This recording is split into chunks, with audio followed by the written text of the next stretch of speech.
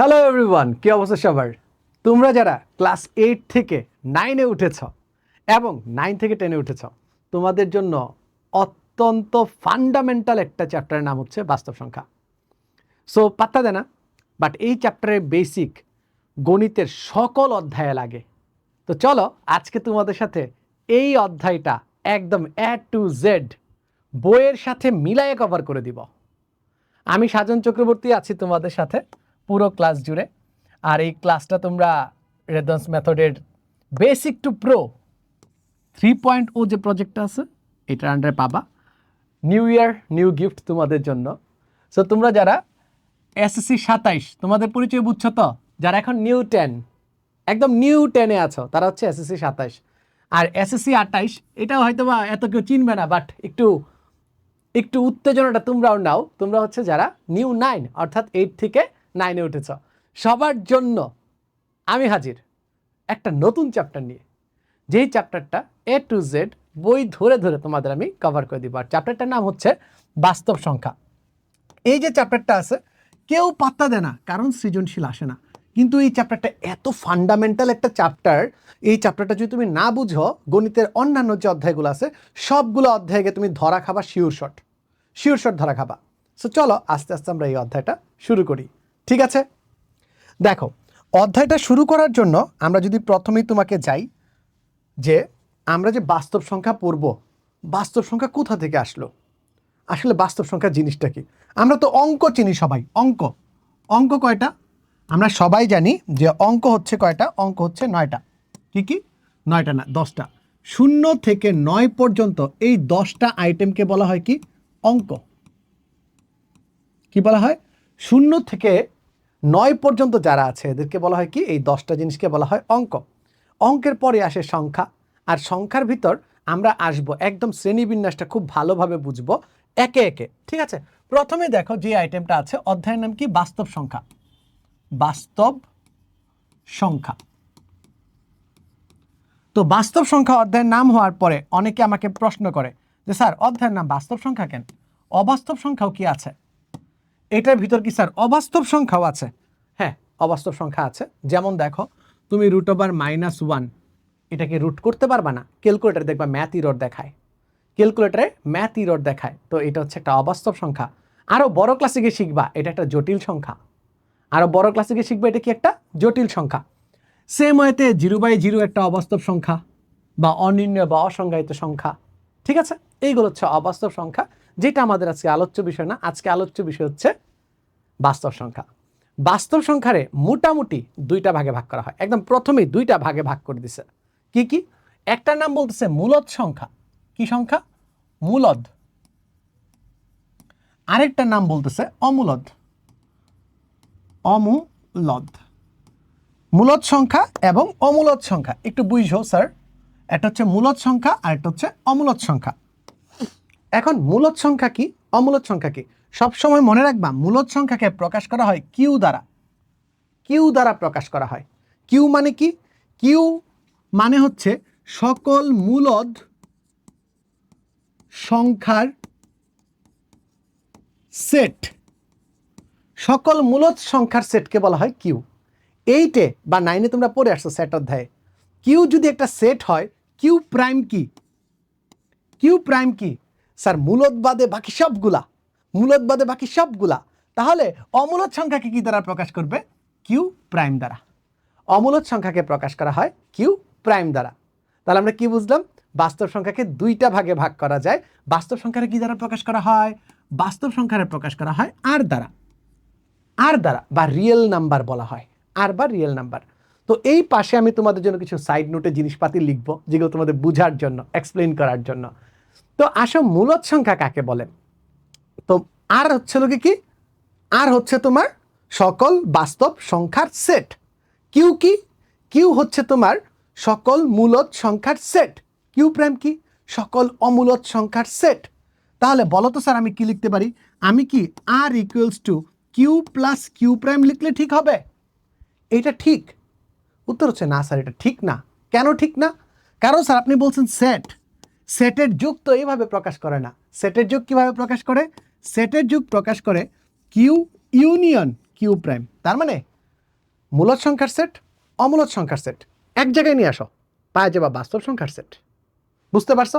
So এইটা ভুল, এইটা হচ্ছে তোমার সঠিক, এইটা হচ্ছে তোমার সঠিক। ঠিক আছে, এইটা হচ্ছে তোমার সঠিক, এইটা হচ্ছে গিয়ে তোমার সঠিক উত্তর, যে কি R equals to Q union Q prime. Important MCQ, মনে রাখবা। আবার বলতেছি, সকল মূলদ সংখ্যার সেট, সকল মূলদ সংখ্যার set. Q R Q prime হচ্ছে সকল অমূলদ সংখ্যার সেট। আর কি? সকল বাস্তব সংখ্যা। তাহলে বাস্তব সংখ্যার কয়টা ডাল বের হইল? বাস্তব সংখ্যার দুইটা ডাল, একটা ডাল হচ্ছে মূলদ সংখ্যা আর একটা ডাল হচ্ছে অমূলদ সংখ্যা। ঠিক আছে, এখন স্যার একটা প্রশ্ন মাথায় আসতেছে না যে স্যার মূলদ সংখ্যা কারে কয়? মূলদ কাকে বলে? মূলদ কাকে বলে? সবার মাথার ভিতরে এটা কিন্তু এখন আসবে আস্তে আস্তে, যে স্যার মূলদ সংখ্যা যে আপনি বললেন, এই মূলদ সংখ্যাটা কাকে বলে বা কি, তার বিষয় আসে কি, আর এটাকে আমরা চিনব কিভাবে, এই সংখ্যাটাকে আমরা চিনব কিভাবে?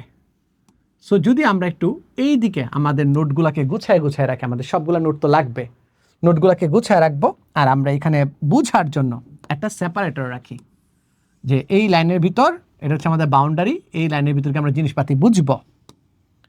তো মূলদ সংখ্যার সেট বা কিউ হচ্ছে যে সকল সংখ্যাকে ভগ্নাংশ আকারে প্রকাশ করা যায়, যে সকল সংখ্যাকে ভগ্নাংশ আকারে প্রকাশ করা যায়, কি পি বাই কিউ আকারে প্রকাশ করা যায়, পি বাই কিউ আকারে প্রকাশ করা যায়। এবং বুঝতে পারতেছো কিউ এর মান কখনো কি হইতে পারবে না? শূন্য হইতে পারবে না। ঠিক আছে, কিউ এর মান কখনো শূন্য হইতে পারবে না, শূন্য হলে অসংজ্ঞায়িত হয়ে যাবে। অসংজ্ঞায়িত অনির্ণয় অন্য খেলা, অন্য কোনো একটা ক্লাসে বুঝাবো। বাট দেখো কিউ ইকুয়ালস টু কি পি বাই কিউ, তার মানে তুমি যদি কোনো সংখ্যাকে ভগ্নাংশ আকারে প্রকাশ করতে পারো তাহলে সেটা কি হবে? মূলদ সংখ্যা বলে। যেমন দেখো 2.5 আছে, এটা কি একটা মূলদ না অমূলদ? এটা মূলদ না অমূলদ? দেখো স্যার আমরা দশমিক তুলা জানি, এটাকে লিখতে পারি 25/10, পি বাই কিউ আকারে প্রকাশ হয়ে গেছে। ইয়েস স্যার, এটা একটা মূলদ সংখ্যা, এটা একটা মূলদ সংখ্যা। বুঝতে পারছি? তার মানে যে কোনো সসীম দশমিক, সকল সসীম দশমিক কি? সসীম দশমিক কি? সকল দশমিক সংখ্যা হচ্ছে, সসীম দশমিক সংখ্যা হচ্ছে মূলদ। সকল সসীম দশমিক সংখ্যা কি? মূলদ।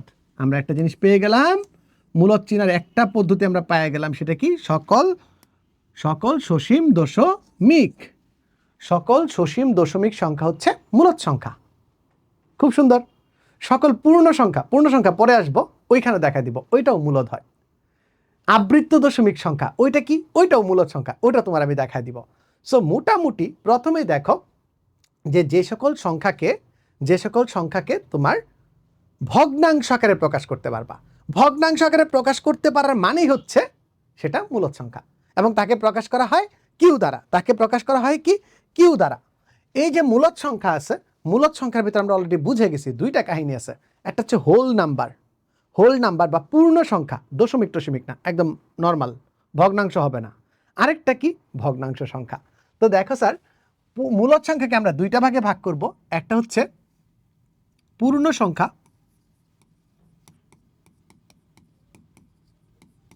আরেকটা হচ্ছে ভগ্নাংশ সংখ্যা।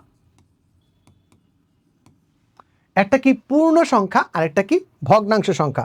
আমরা যদি বক্সে দেখাই, পূর্ণ সংখ্যা, আরেকটা কি? ভগ্নাংশ সংখ্যা। পূর্ণ সংখ্যা নামই তার কাজের পরিচয়।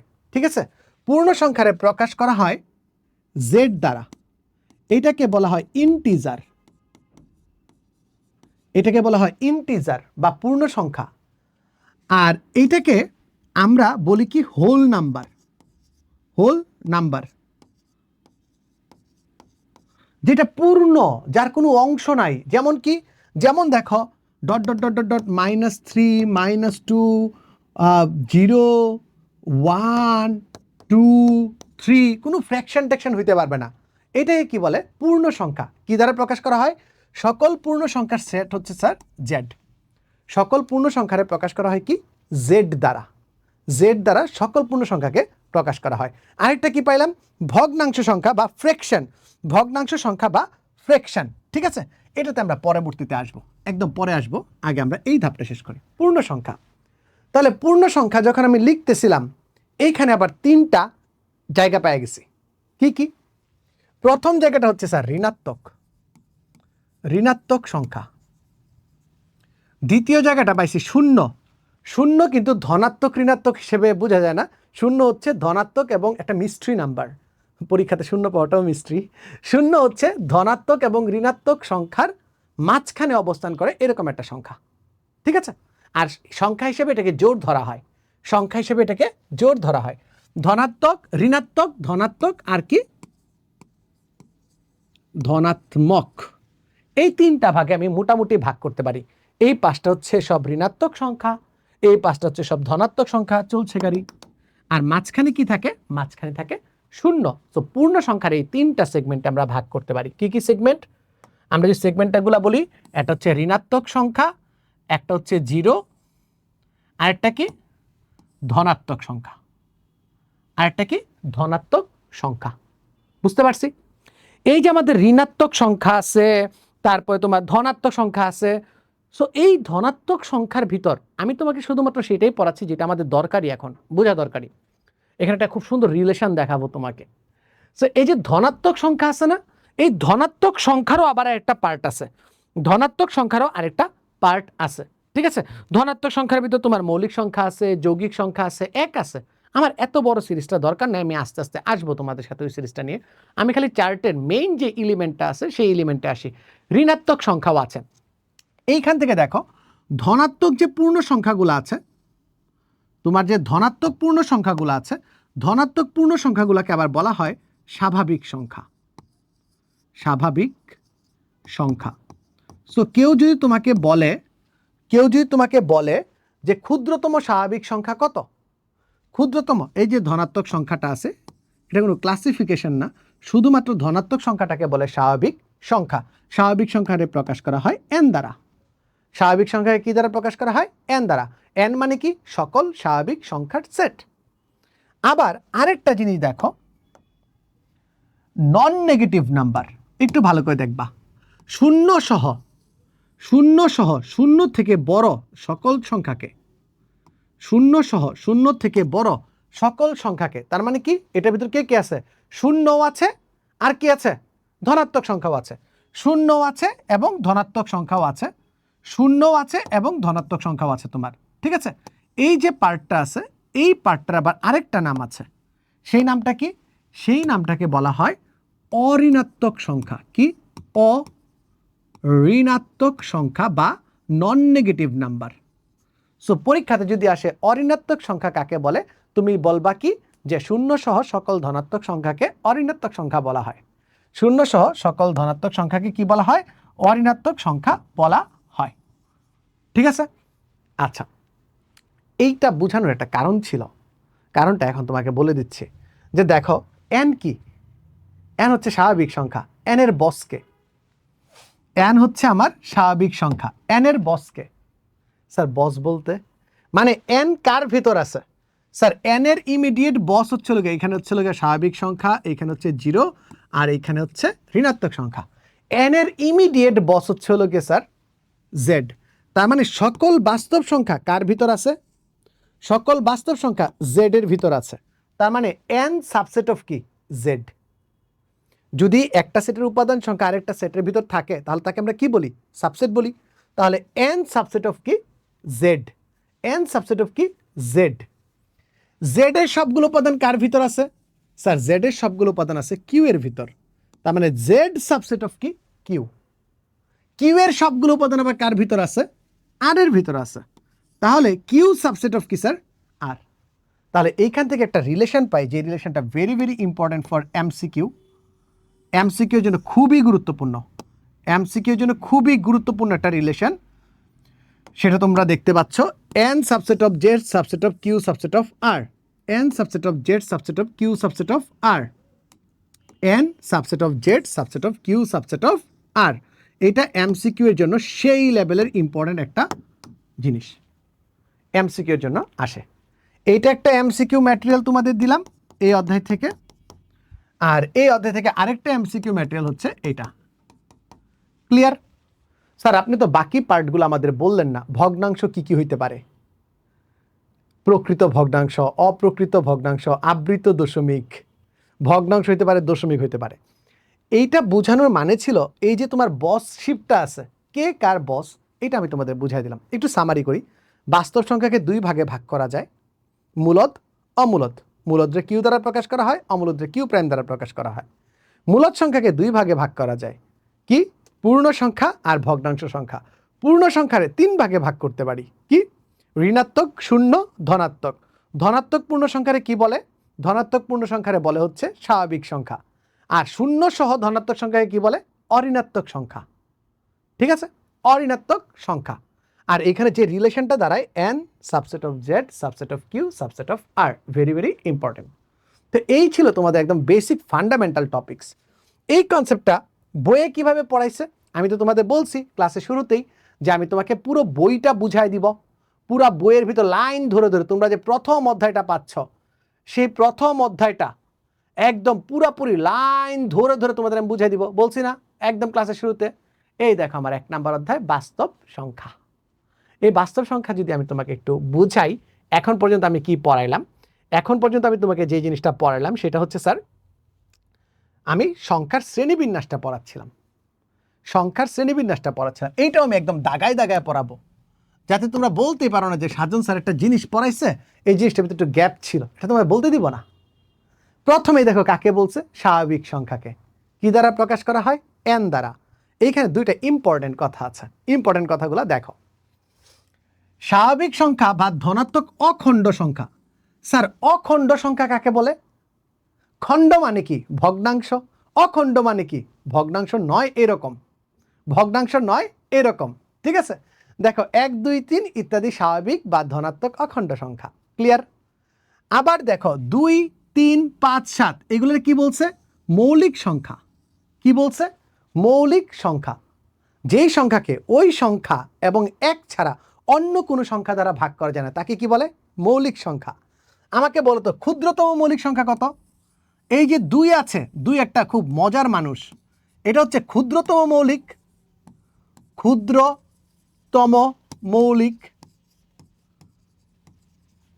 এটা হচ্ছে ক্ষুদ্রতম মৌলিক সংখ্যা হচ্ছে 2। আর আরেকটা জিনিস জানো, এই 2 হচ্ছে একমাত্র জোড় মৌলিক সংখ্যা, একমাত্র জোড় মৌলিক সংখ্যা, একমাত্র জোড় মৌলিক সংখ্যা। আর ক্ষুদ্রতম মৌলিক সংখ্যা এটা কি? 2। 2 এর মানে বুঝছি, ওকে। মৌলিক সংখ্যা বুঝছি, ওকে। যৌগিক সংখ্যা কি? যেই সংখ্যা 1 এবং ওই সংখ্যা ছাড়াও একাধিক উৎপাদক আছে। উৎপাদক মানে কি? একাধিক সংখ্যা দ্বারা ভাগ করা যায়। চলো একটু দেখি। ফর্সে আমরা 6কে নিলাম। 6কে কি দ্বারা ভাগ করা যায়? 2 দ্বারা ভাগ করা যায়। ইয়েস স্যার, 2 একটা 6-এর উৎপাদক, 2 দ্বারা ভাগ করা যায়। 6কে কি 3 দ্বারা ভাগ করা যায়? Yes sir. 6কে কি 6 দ্বারা ভাগ করা যায়? Yes sir. তাহলে একাধিক উৎপাদক যদি কারো থাকে তাকে কি বলে? যৌগিক সংখ্যা। এখন একটা মজার টার্ম আছে যেটাতে আমরা অনেকে কনফিউজড হই, সেটা হচ্ছে সহমৌলিক সংখ্যা জিনিসটা কি? সহমৌলিক সংখ্যা জিনিসটা কি? সহমৌলিক সংখ্যা থাকে জোড়ায় জোড়ায়। কিভাবে থাকে? কাপল, ঠিক আছে, পেয়ারে থাকে। এক জোড়া সংখ্যা কিভাবে থাকবে? পেয়ারে থাকবে। সহমৌলিক হওয়ার জন্য সবচেয়ে সারপ্রাইজিং যে কথা, মৌলিক হওয়ার প্রয়োজন নাই। যেমন দেখো এখানে 6 দিছে আর 35 দিছে। 6 কি মৌলিক সংখ্যা? No no no. 35 কি মৌলিক সংখ্যা? না না না। কিন্তু একটা জিনিস দেখো, 6 আর 35-এর ভিতর, 6 আর 35 না 35-এর ভিতর, 6 আর 35-এর ভিতর 1 ছাড়া অন্য কোনো উৎপাদক নাই, কমন উৎপাদক নাই। দেখো 6 দ্বারা 35কে ভাগ করা যায় না। তাই এই 6 আর 35কে কি বলা হয়? 6 আর 35কে বলা হয় কি? সহমৌলিক সংখ্যা। যদি দুইটা সংখ্যার ভিতর 1 ছাড়া অন্য কোনো উৎপাদক না থাকে, বা গসাগু না থাকে, বা ভাগ করা না যায়, বা কাটাকাটি করা না যায়, তখন তাকে বলে সহমৌলিক সংখ্যা। এবং এর জন্য মৌলিক হওয়ার প্রয়োজন নাই। দেখো যদি স্বাভাবিক সংখ্যার গসাগু যদি 1 হলে, দুইটি স্বাভাবিক সংখ্যার এখানে বলছে যে দেখো, 2টি স্বাভাবিক সংখ্যার গসাগু যদি 1 হয় তবে তাকে কি বলে? তবে তাকে বলে সহমৌলিক সংখ্যা। তবে তাকে কি বলে? সহমৌলিক সংখ্যা। বুঝাইতে পারছি স্যার? বুঝাইতে পারছি, ওকে। চলো আমরা একটু সামনে আগাই। এরপরে আমরা ইন্টিজার শিখছি। ইন্টিজার বা পূর্ণ সংখ্যা, ওকে জেড দ্বারা প্রকাশ করা হয়। শূন্য সহ সকল ধনাত্মক ঋণাত্মক অখণ্ড সংখ্যাকে পূর্ণ সংখ্যা বলে, পড়ায় ফেলছি। ভগ্নাংশ সংখ্যা যে সকল সংখ্যাকে পি বাই কিউ আকারে প্রকাশ করা যায়। কিউ এর মান 1 হইতে পারবে না, কারণ কিউ এর মান 1 হলে তো সেটা কি ভগ্নাংশ থাকে না, পূর্ণ সংখ্যা হয়ে যায়, তাই না? পি বাই কিউ আকারে প্রকাশ করা যায়, তাদেরকেই কি বলে? ভগ্নাংশ সংখ্যা। এখানে দুইটা জিনিস মনে রাখবা, এইখানে দুইটা জিনিস মনে রাখবা। এক, প্রকৃত ভগ্নাংশ কাকে বলে, আরেকটা বুঝবা অপ্রকৃত ভগ্নাংশ কাকে বলে। হ্যাঁ, বলতে পারো যে স্যার এগুলো তো আমি জানি, তারপরেও আমার একটা দায়িত্ব কর্তব্য আছে না, তোমাদের শিখাই দিচ্ছি। প্রকৃত ভগ্নাংশটা আছে হলো গিয়ে, মনে করো যে 3/5, উপরেরটা ছোট, তার মানে লব ছোট হর বড় যদি হয় তবে তাকে কি বলে? প্রকৃত। আর যদি হয় এইরকম যে 5/3, লব বড় হর ছোট, তখন তাকে বলে অপ্রকৃত। ঠিক আছে, বুঝাইতে পারছি? সবাইকে বুঝতে পারছি যে পি লেস দেন, যে পি বাই কিউ আছে, বইয়ের ভাষায় যদি বুঝাই, পি বাই কিউ আছে, যদি পি লেস দেন কিউ হয় প্রকৃত ভগ্নাংশ, আর যদি পি গ্রেটার দেন কিউ হয় তখন তাকে বলে অপ্রকৃত ভগ্নাংশ। সো স্যার কীভাবে পড়াচ্ছি বুঝছো? প্রথমে বেসিক পড়াচ্ছি, তারপর বইয়ের সাথে বেসিকটা তোমাকে মিলাই দিব।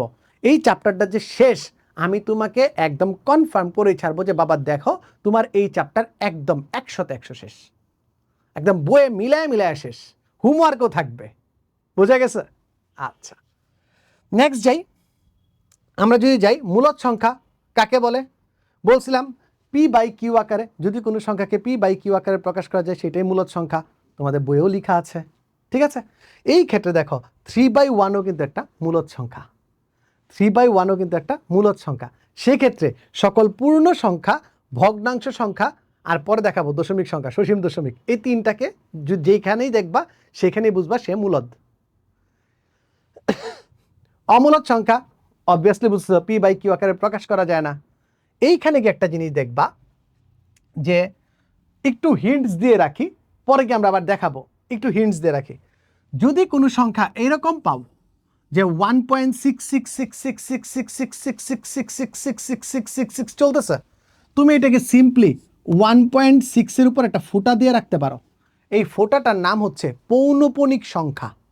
পৌনপণিক, ইংরেজিতে বলি রিকারেন্সি, পৌনপণিক রিকারেন্সি। আর আমরা বলবো কি আবৃত্ত দশমিক, মানে এর উপর একটা ফোঁটা দিয়ে দিছি। বিস্তারিত পরে কথা বলবো। তো এই যদি আমার পৌনপণিক সংখ্যা থাকে সেটাও কি হবে? মূলদ সংখ্যা। আজকের ক্লাসে পাবা, আমি জাস্ট হালকা করে তোমার মাথার ভিতর ওয়ার্ডটা ঢুকাই দিলাম, পৌনপণিক সংখ্যা, আবৃত্ত দশমিক সংখ্যা, ওয়ার্ডটা ঢুকাইলাম, দেন এটা ক্লিয়ার করব। আবার দেখো যদি কোনো সংখ্যা থাকে √2, এই দেখো একটা হচ্ছে 1.314, আমি থামাই দিলাম, এটা সসীম দশমিক। আবার যদি আমি বলি 1.314 চলতেছে, সেটা কিন্তু অসীম দশমিক। মজার ফ্যাক্ট কি জানো? যদি কোনো সসীম দশমিক থাকে তবে সেটা মূলদ। আর যদি তোমার অসীম দশমিক থাকে, চলতেছে এরকম, অসীম দশমিক কিন্তু আবৃত্ত না, যদি এরকম থাকে সেটা অমূলদ।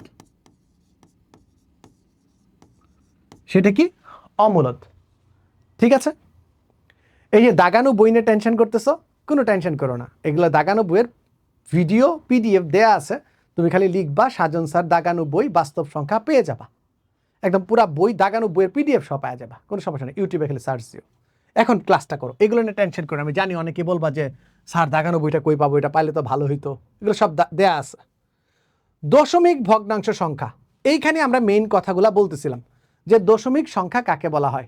যেমন এটা সসীম দশমিক, এইটা সসীম দশমিক, আর এইটা দেখো চলতে আছে, কিন্তু 3.33333333333 চলতেছে, একটা না খালি তিনই আসতেছে। তাহলে এটা আমরা ছোট্ট করে কি লিখতে পারি? আমরা এটাকে ছোট্ট করে লিখতে পারি 3.3 এর উপরে ফোঁটা। এটাকে বলে কি? আবৃত্ত দশমিক। বুঝাইতে পারছি? আবার দেখো এইখানে দেখো 1.732, কোনো কিছু কি রিপিটেশন আসতেছে? রিপিটেশন আসতেছে না, এটাকে বলে কি? অসীম দশমিক। তো সসীম দশমিক, অসীম দশমিক, বুঝতে পারছি? এই যে অসীম দশমিক বলা হয়, সসীম দশমিক বলা হয়। সকল সসীম দশমিক কি? মূলদ। সকল সসীম দশমিক কি? মূলদ। আমরা যদি আরেকটু আগাই সামনে, দেখো কত সুন্দর তোমার আমি পড়ায় দিচ্ছি। এই যে দেখো লাস্টের লাইনটা পড়ো, আবার অসীম দশমিক ভগ্নাংশগুলোর মধ্যে, একটু লাইনটা দেখো ভাই, ভালো করে দেখো। আবার অসীম দশমিক মানে যেগুলো চলছে, গাড়ি চলতে আছে, কিছু সংখ্যার যদি পুনরাবৃত্তি হয়, মানে একই জিনিস বারবার আসতেছে, যদি পুনরাবৃত্তি হয়, যদি কি পুনরাবৃত্তি হয়, এটা কি হলো, দুষ্টমি করলাম আমার সাথে, যদি এখানে কি হয় পুনরাবৃত্তি হয়, তবে তাদেরকে অসীম আবৃত্ত দশমিক সংখ্যা বলে। স্যার পুনরাবৃত্তি কেমন হয়, এটার বেশ কয়েকটা নমুনা তোমাদের দেখাই, যেমন দেখো তোমাদের বইয়ের উদাহরণই, এখানে কি 1.232323 চলতেছে, স্যার ফোটাটা দিমু কার উপর, এখানে ফোটা দিব আসলে 1 যেই কয়টা তোমার বারবার আসতেছে ওই কয়টার উপর ফোটা দিব। এখন এবার এখানে আবার একটা ছাতা টেকনিক আছে। ছাতা টেকনিক কি, মনে করো এখানে তো 2টা ডিজিট ছিল, তাই আমি লিখলাম কি যে 2টার উপর ফোটা। বাট স্যার যদি ডিজিট 3টা বা 4টা বা 5টা হয়, তখন কি করবেন, তখন উপরে ছাতা দিয়ে দিব, আমব্রেলা টেকনিক। মনে করো এটা কি আছে, এটাকে যদি আমি নর্মাল লিখি 5.1654 বারবার এই 654 আসতেছে এবং এখানে dot dot dot dot dot dot দেয়া আছে। তাহলে দেখো তো তোমার কোন সংখ্যাগুলা বারবার রিপিট হচ্ছে, বারবার রিপিট হচ্ছে। স্যার এই যে 654 এই 654টা বারবার রিপিট হচ্ছে, স্যার তাহলে তো এটাকে থামানো উচিত, তাই না? তাহলে কিভাবে থামাবো, তুমি লিখবা কি 5.1654, এরপরে বলছে কি আমব্রেলা, ছাতা টেকনিক। এই 2টার উপরে যদি তুমি পৌনঃপুনিক চিহ্ন দিয়ে দাও, তার মানে এর মাঝখানে যতগুলো আছে সবগুলোর উপরে পৌনঃপুনিক চিহ্ন দেওয়া। 1 কিন্তু পৌনঃপুনিক না, 1 পৌনঃপুনিক ছাড়া। তাহলে 5654 এইটাই আমাদের বারবার রিপিট হচ্ছে। ক্লিয়ার স্যার, বুঝাইতে পারছি? তো অসীম আবৃত্ত দশমিক যেটা আছে এটা তোমাকে বলে দিলাম। অসীম আবৃত্ত মানে ছাতা সহ, আর অনাবৃত্ত মানে চলছে তো চলছে। এই যে অসীম আবৃত্ত দশমিক বললাম, এটা মূলদ না অমূলদ? এটা মূলদ। কেন মূলদ? কারণ একে ভগ্নাংশে প্রকাশ করা যায়। স্যার ভগ্নাংশে প্রকাশ করে দেখান, আসছি, সাথেই থাকো। এটা মূলদ, এটা হচ্ছে মূলদ সংখ্যা। এখন এখানে দেখো বাস্তব সংখ্যা, সকল মূলদ ও মূলদ সংখ্যাকে বাস্তব সংখ্যা বলে। কি দ্বারা প্রকাশ করা হয় কোথাও লিখে নাই, বুঝছো? বাট আমরা তো ক্লাসের শুরুতেই আমরা এই জিনিসগুলো শিখে এসেছি। ধনাত্মক সংখ্যা বা পজিটিভ নাম্বার 0 থেকে বড়, ঋণাত্মক সংখ্যা বা নেগেটিভ নাম্বার 0 থেকে ছোট, নন নেগেটিভ বা অঋণাত্মক সংখ্যা, দেখছ, নন নেগেটিভ বা অঋণাত্মক সংখ্যা বলছিলাম না একদম বক্স করে, 0 সহ সকল ধনাত্মক সংখ্যাকে অঋণাত্মক সংখ্যা বলে, বলছিলাম না? ইয়েস, দেখো 0 সহ সকল ধনাত্মক সংখ্যাকে অঋণাত্মক সংখ্যা বলে। আমি একটা চার্ট পড়াইছিলাম না আজকের ক্লাসে, চার্টটা দেখো। বাস্তব সংখ্যা 2টা ভাগে ভাগ করা যায়, একটা হচ্ছে মূলদ সংখ্যা আর একটা হচ্ছে অমূলদ সংখ্যা, ঠিক আছে? দেন তোমরাও বইয়ের ভিতরে এইভাবে লেখা রাখবা, তোমরা যখন বই পাবা, যারা 9 উঠছো বই পাবা, তো বইয়ের ভিতরে এইভাবে লেখা রাখবা। এটা হচ্ছে পূর্ণ সংখ্যা বা জেড, এটার কোনো নাম গন্ধ নাই। এটা ধনাত্মক সংখ্যা, এটা ঋণাত্মক সংখ্যা। ধনাত্মক সংখ্যার ভিতর যেগুলো আছে, ধনাত্মক সংখ্যাকে থেকে আমরা পাই স্বাভাবিক সংখ্যা n বের করতে পারি, ঠিক আছে? ধনাত্মক সংখ্যার ভিতর ধনাত্মক আছে, 0 আছে, ঋণাত্মক আছে। দেখো ধনাত্মক সংখ্যার ভিতর আবার কি কি হয়, যৌগিক সংখ্যা কিন্তু ঋণাত্মক হইতে পারে না, শুধু ধনাত্মক সংখ্যা। মৌলিক সংখ্যা পাই, কোনো ঋণাত্মক মৌলিক সংখ্যা পাবা না, সব ধনাত্মক মৌলিক সংখ্যা। ক্ষুদ্রতম মৌলিক সংখ্যা 2 শিখে আসছে।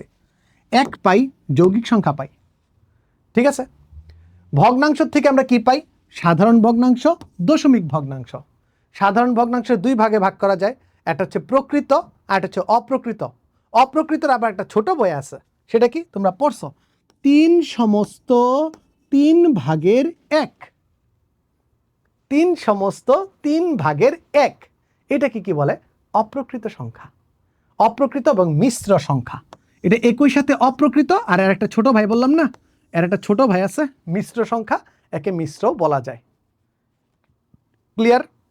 সো তোমরা তো ভিডিওটা দেখতেছ, ক্লাসটা করতেছ, কমেন্টেও তো দেওয়া লাগবে, একটু হাইপ তোলা লাগবে না? আমার তো বোঝা দরকার তোমরা ক্লাসটা তুমি বুঝতেছো কিনা। আমাকে তোমরা একটু কমেন্টে বলবা, আমি বেসিক টু প্রো ক্লাসে এটা একদম প্রপারলি তোমাদের করাই দিব, শিখাই দিব, ঠিক আছে? আমাকে তোমরা জাস্ট বলবা যে sir A plus B by C, এটা তোমাদের quiz number 1, quiz number 1, A plus B by C একদম কমেন্টে বলবা। এবং এ সমস্ত বি ভাগের সি, এই দুইটার ভিতর কোনো পার্থক্য আছে কি নাই, পার্থক্য আছে কি নাই এটা তোমরা একটু বলবা। আর বেসিক টু প্রো ক্লাসে 3.0-তে আমরা তো এটা সলভ করাই দিব। Oh by the way, basic to pro 3.0 এই জিনিসটা কি আসতেছি, জাস্ট কোয়েশ্চেনটা রাখো, আমরা আবার পুরো চার্টটা শেষ করে ওই পার্টে যাব। সো দেখো, দশমিক সংখ্যার ভিতর কি কি পাইলাম? সসীম দশমিক, যে থেমে যায়। আর পরে কি পাইছি? অসীম আবৃত্ত, চলতেছে কিন্তু একই সংখ্যার রিপিটেশন হচ্ছে। আবার অমূলদ সংখ্যা, এটা কিন্তু মূলদ সংখ্যার ভিতর পড়ছে। অমূলদ সংখ্যার ভিতর কি পাইলাম আমরা? অসীম অনাবৃত্ত দশমিক, মানে রিপিটেশন নাই, একদম অসীম পর্যন্ত চলতেছে। বলতেছিলাম বেসিক টু প্রো 3.0 এর কথা। বেসিক টু প্রো 3.0 এটা কি? সো তোমরা সবাই জানো আমি এই বছর থেকে রেজন্স মেথডে জয়েন করেছি এবং আমার কোর্সগুলো তোমাদের ডিজাইন করছি। তো সেরকম একটা মজার কোর্স হচ্ছে এই বেসিক টু প্রো, যেখানে আমরা তোমাদের যাবতীয় যত প্রবলেম আছে সকল প্রবলেম আমরা সলভ করে দিব। একদম সকল প্রবলেম আমি তোমাদের সলভ করে দিব। সাপোজ তুমি যদি যাও রেজন্স মেথডের যে আমাদের চ্যানেলটা আছে, পেজ আছে, ওয়েবসাইট আছে, ওয়েবসাইটে যাবা রেজন্স মেথডের, ঠিক আছে? রেজন্স মেথডের ওয়েবসাইট গেলেই দেখো আমাকে দেখা যায়, দেখতে পাচ্ছ? এই ওয়েবসাইটে যাওয়ার পর মনে করো তুমি হচ্ছে হলো গিয়ে কোর্সটা কিনবা, কি কি কোর্স আছে একটু দেখতে চাও, এবং তুমি 8 থেকে 9-এ উঠছো, তাহলে তুমি যাবা এই ক্লাস 9-এর কোর্সে। ক্লাস 9-এর কোর্সে গিয়ে দেখো ফিজিক্স কোর্স আছে, ম্যাথ কেমিস্ট্রি কোর্স আছে, ম্যাথ কোর্স আছে। এই যে ম্যাথ কোর্সটা আছে, এই ম্যাথ কোর্সে জানুয়ারি মাস থেকে আমরা পুরো দমে নেমে যাব, একদম গুছায়া। সো এই যে ছোটোখাটো একদম কোর বেসিক, বেসিকেরও বেসিক, ওইগুলো আমরা ওইখানে শিখাবো, ঠিক আছে? কিভাবে শিখাবো? তুমি যদি যাও এখানে গেলে, এখনও তো আমাদের যখন ভিডিওটা শ্যুট করতেছি আরও একদিন আছে, আমি জানুয়ারি মাসেই তোমাদের এটা গিফট দিতে চাই এই ক্লাসটা। সো এখন তো আর দেখতে পারবা না, প্রি বুক তো আর অপশন যদি থাকে তখন তোমরা প্রি বুক লিখবা। এখানে যদি কেউ লিখতে পারতো, যারা এখনও ভর্তি হও নাই, তারা যদি খালি স্রেফ এখানে লিখতে পারতা প্রি বুক, আচ্ছা এখন আসতেছে না, এখানে প্রি বুক লিখলেই এই কোর্স প্রাইস কমে যেত, কোর্স প্রাইস কমে যেত, ঠিক আছে? সো এইখানে আমরা একদম সব কিছু বেসিক থেকে পড়াচ্ছি। ম্যাথে আমার সাথে কি কি পাবা দেখো, লাইভ ক্লাস পাবা, কিউএনএ ক্লাস পাবা, আর্কাইভ ক্লাস পাবা, উইকলি এক্সাম পাবা, মান্থলি এক্সাম পাবা, চ্যাপ্টার ওয়াইজ প্র্যাকটিস শিট পাবা। আর একটা মজার জিনিস, স্টুডেন্ট অফ দ্য মান্থ, প্রতি মাসেই তোমাকে দিব কামব্যাক করার সুযোগ। সো তুমি যদি মনে করো পরীক্ষা দিয়ে লিডার বোর্ডে টপে থাকো, তাহলে তোমাকে খুব ভালোভাবে আমরা সেলিব্রেট করব, ঠিক আছে? ডেডিকেশন গ্রুপ থাকবে। আমার সাথে আর কে কে আছে এই কোর্সে? আমার সাথে এই কোর্সে আছে রেদওয়ান আর নাফি, দুইজনই অনেক, রেদওয়ান তো অনেক ভালো ম্যাথ পড়ায়, নাফি ম্যাথ নিয়ে পড়াশোনাই করতেছে, আর আমি বিগত 16 বছর যাবত অঙ্ক পড়াচ্ছি আর কি, পড়ায় যা শিখছি। আচ্ছা, সো চলো আমরা আমাদের ক্লাসে ফেরত যাই। তো তোমরা এই কোর্সগুলোতে এনরোল করে নিতে পারো। এইখানে শুধুমাত্র এই একটা না, আরও অন্যান্য সাবজেক্ট, সায়েন্সের সবগুলো সাবজেক্ট আছে, আমরা পরবর্তীতে এগুলো দেখাবো। এই পর্যন্ত বুঝছি আমরা আমাদের যে কাজগুলো ছিল, ওকে। তো আমরা চার্টটাও বুঝে গেছি। তোমাদের এখানে আমি একটা হোমওয়ার্ক দিছি, এই হোমওয়ার্কের উত্তরগুলো আমার কাছে বুঝে নিবা বেসিক টু প্রো ক্লাসে। দেখো বাস্তব সংখ্যার শ্রেণীবিন্যাসের ভিতর এইগুলা পাবা। এখন দেখো, এখন বলছে কি যে দুইটা সংখ্যার মাঝে আমরা তো বাস্তব সংখ্যা শিখছি, মূলদ সংখ্যা শিখছি, অমূলদ সংখ্যা শিখছি, তো একটু প্রমাণ করা দরকার মূলদ সংখ্যা অমূলদ সংখ্যার। সো চলো প্রমাণে যাই। আমি তোমাকে স্রেফ বললাম যে স্যার তুমি তো বাস্তব সংখ্যা শিখে গেছো, আমাকে √3 আর 4-এর ভিতর √3 ও 4-এর মাঝে এই অধ্যায় থেকে যদি সিকিউ আসে, এই প্রশ্নটা অনেক বেশি ইম্পর্টেন্ট, অনেক বেশি ইম্পর্টেন্ট। আমি বললাম 5টি মূলদ ও 5টি অমূলদ সংখ্যা নির্ণয় করো। কি বলছি? √3 এবং √4 এর মাঝে 5টি মূলদ 5টি অমূলদ। বলতে পারো স্যার বইয়ে তো একটা না দুইটা চাইছে, আপনি 5টা চাইলেন কেন? আপনি 5টা চাইলেন না, আপনি এত বেশি চান কেন? হ্যাঁ, এত বেশি চান কেন? তো তোমাদের বইয়ে 2টা অমূলদ সংখ্যা চাইছে, আমি 5টা মূলদ সংখ্যা চাইছি, 5টা অমূলদ সংখ্যা চাইছে। তুমি কি জানো এই √3 আর 4 এর ভিতর লাখ লাখ কোটি কোটি মূলদ সংখ্যা আছে? স্যার কেমনে? চলো দেখি। √3 মানে কত? √3 মানে হচ্ছে 1.732 ... চলতেছে। আর 4 তো 4ই, ঠিক আছে? সো আমাকে বলো তো স্যার a = 1.8 এটা কেমন সংখ্যা? মূলদ না অমূলদ? স্যার দশমিকের পরে তো থেমে গেছে, আর থেমে যাওয়া মানে সসীম দশমিক। স্যার আপনি বলছিলেন এটা সসীম দশমিক মানে মূলদ সংখ্যা। ডান, এটা মূলদ। b 1.82, c 1.83, d 1.9, e মনে করো 3.5। এই সবগুলা কি মূলদ সংখ্যা। আরও এরকম লাখ লাখ কোটি কোটি, আমি 1.8, 1.81, 1.82, বুঝতেছো? পরেরটা 1.811, 1.812, খেলা বুঝছ? আচ্ছা, এই সবগুলা কি মূলদ।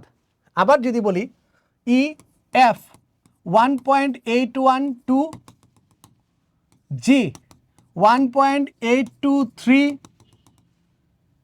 H 1.835, EFGH I 1.921, J 3.512। এই পাশে সবগুলা কি মূলদ, আর এই পাশে সবগুলা কি অমূলদ। কারণ এগুলা অসীম পর্যন্ত চলতেছে, দশমিক সংখ্যা অসীম পর্যন্ত তো চলতেছে, সবগুলা কি অমূলদ সংখ্যা। সো এখন দেখো তো এখানে 5টা মূলদ সংখ্যা এবং 5টা অমূলদ সংখ্যা বের করে ফেলছি। স্যার লিখবো কিভাবে? লিখার জন্য ভাষাগত যে দিকটা আছে সেই দিকটা যদি আমি তোমাকে বুঝাই, তোমাদের বইয়ের ভিতরে অনেক নাটক করে লিখছে, তুমি লিখবা কি স্পষ্টত।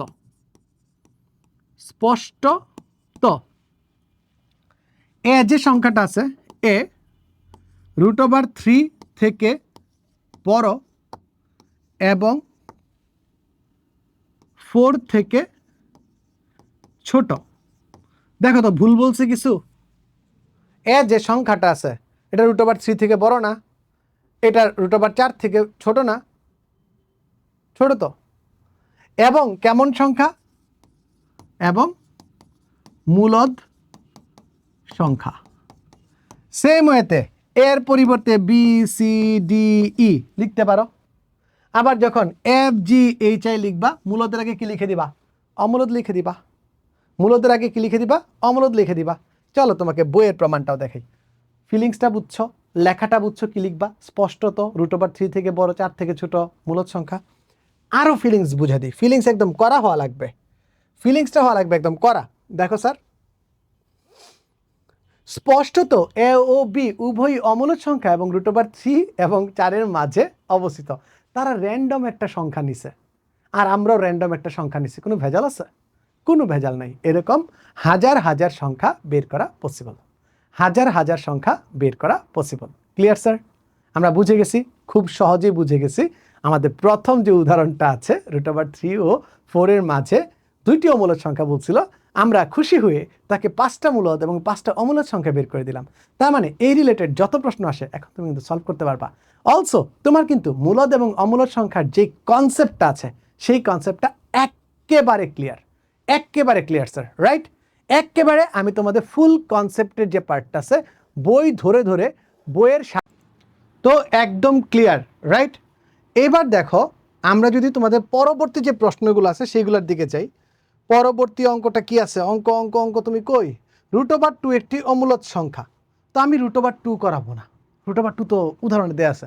চলো √5টা করাই দিই। এবং এর সাথে সাথে তোমাকে এমন একটা টেকনিক শিখাবো যেই টেকনিকের মাধ্যমে তুমি যে কোনো সংখ্যা প্রুফ করতে পারবা। কিভাবে চলো দেখি। তো কোয়েশ্চেন কি, প্রমাণ করো যে √5 একটি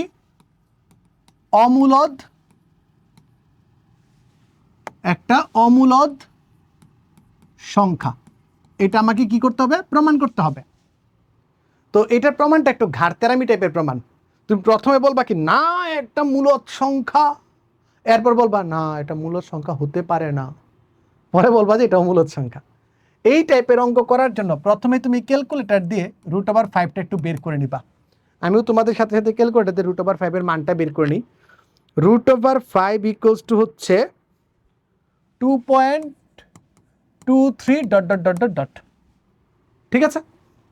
এখন তুমি যেই কাজটা করবা, এই 2.23 ঠিক আগের পূর্ণবর্গ সংখ্যা কত, এর আগের পূর্ণবর্গ সংখ্যা কত?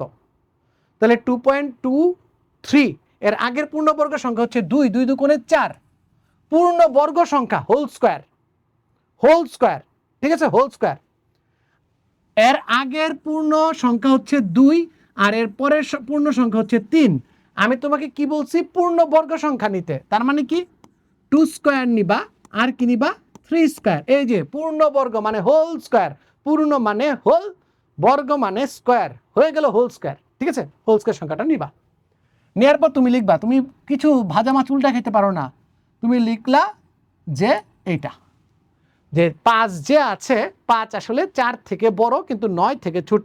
এইখানে 4 আর 5 কি, 4 আর 9 কি পূর্ণবর্গ সংখ্যা, আগের পূর্ণবর্গ সংখ্যা, পরের পূর্ণবর্গ সংখ্যা। পরের লাইনে যাবা, গিয়ে সবগুলোকে রুট করে দিবা, রুট রুট রুট। সবগুলোকে রুট করলে কি পাও, 4কে রুট করলে কত পাও 2, 5কে তো রুট করতে পারো না, আর 9কে রুট করলে কত পাও 3। এই যে নাটকটা আছে, এই নাটকটাকে তুমি সুন্দর করে লিখবা, লিখে তুমি বলবা কি, এখানে লিখবা স্পষ্টত কি √5 2 থেকে বড় কিন্তু কত থেকে ছোট, 2 এর থেকে বড় কিন্তু 3 থেকে ছোট। এখন 2 থেকে বড় 3 থেকে ছোট হলে কি পূর্ণ সংখ্যা না ভগ্নাংশ সংখ্যা? অবশ্যই পূর্ণ সংখ্যা না, সুতরাং √5 পূর্ণ সংখ্যা নয়। √5 যে পূর্ণ সংখ্যা নয় এটা তুমি প্রথমে ফিক্স করে দিলা। এরপর দিবা কি, ধরি, এই যে এখান থেকে ঘাড়তেরামি শুরু, ধরি √5 মূলদ সংখ্যা, ধরি √5 মূলদ সংখ্যা। সুতরাং √5 ইকুয়ালস টু কি p/q, যেখানে কি pq সহমৌলিক, মৌলিক। সহমৌলিক কেন, কারণ এগুলো কাটাকাটি করতে পারবো না, কাটাকাটি যায় না, এমন একটা সংখ্যা যেটা কাটাকাটি ছাড়া সংখ্যা, এবং কিউ কি একের থেকে বড়। পি আর কিউ সহমৌলিক সংখ্যা, কিউ হচ্ছে একের থেকে বড়। সহমৌলিক সংখ্যা শিখে আনছিলাম, কাটাকাটি করা যায় না। আচ্ছা, উভয় পক্ষে বর্গ করে দাও, 5 ইকুয়ালস টু p²/q²। কি করছো, বর্গ করে উভয় পক্ষে এটা কিউ দ্বারা গুণ করো, 5q আর এই পাশে কিউ দ্বারা গুণ করলে p²/q² ইন্টু হচ্ছে কিউ, কাটাকাটি করলে p²/q। ঠিক আছে, এটা রইল p²/q। এই পার্ট আমরা বুঝে গেলাম। এখন এই পার্টটা বুঝার পরে বস, তুমি যখন এই পার্টটা বুঝে গেছো, এখন তোমার সাথে আমার আসল খেলাটা শুরু। এখন দেখো, এখন তুমি বলবা যে এটা যে সমান হইতে পারে না, এই গল্পটা বলবা যে 5q স্পষ্টত কি পূর্ণ সংখ্যা, অপরপক্ষে পি স্কোয়ার ও কিউ এর মাঝে এর মাঝে কোনো সাধারণ উৎপাদক নেই।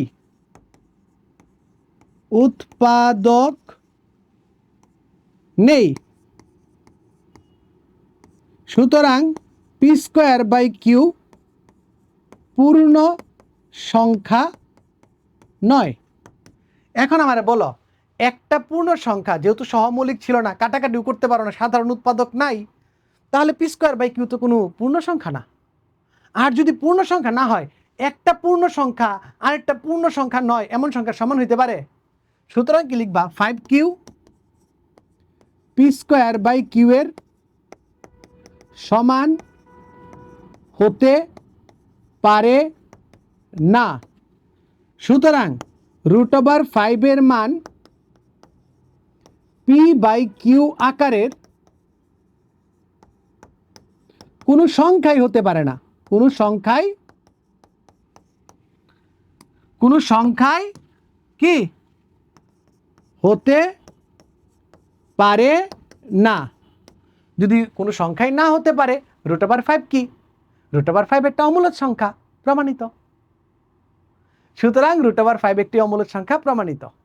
প্রথমে ঘাটতেরামি কি করছো, এই জায়গাতে ধরি √5 একটি মূলদ সংখ্যা, এটা ধরে তুমি কাজ করছো, পরে গিয়ে বলছো যে না, 5q পূর্ণ সংখ্যা, কিন্তু পি স্কোয়ার আর কিউ এর মাঝে কোনো সাধারণ উৎপাদক নাই, পি স্কোয়ার বাই কিউ পূর্ণ সংখ্যা না, সুতরাং 5q P square by Q এর সমান হতে পারে না। তার মানে কি, √5 এর মান পি বাই কিউ আকারে কোনো সংখ্যাই হতে পারে না, কোনো সংখ্যাই হতে পারে না। সুতরাং √5 অমূলদ সংখ্যা। সুতরাং √5 অমূলদ সংখ্যা, প্রমাণিত। বুঝছি স্যার। সুতরাং √5 অমূলদ সংখ্যা, প্রমাণিত। মজা না? মজা।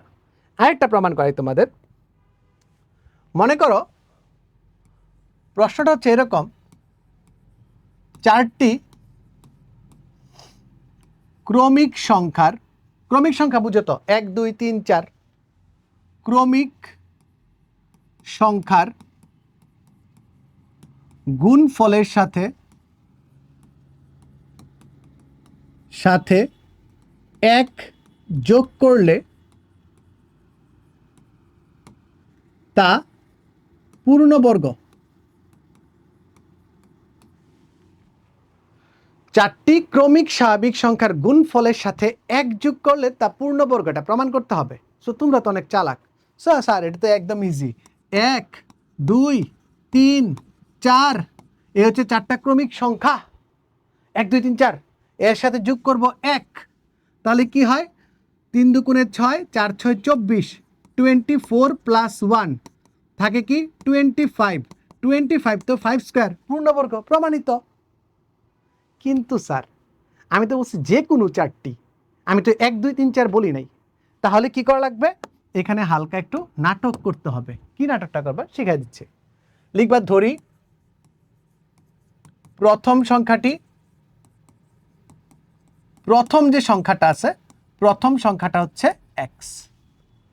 তোমার প্রথম সংখ্যাটা কি? x। তুমি ধরে নিলে তোমার প্রথম সংখ্যাটা x। তাহলে পরবর্তী সংখ্যাগুলো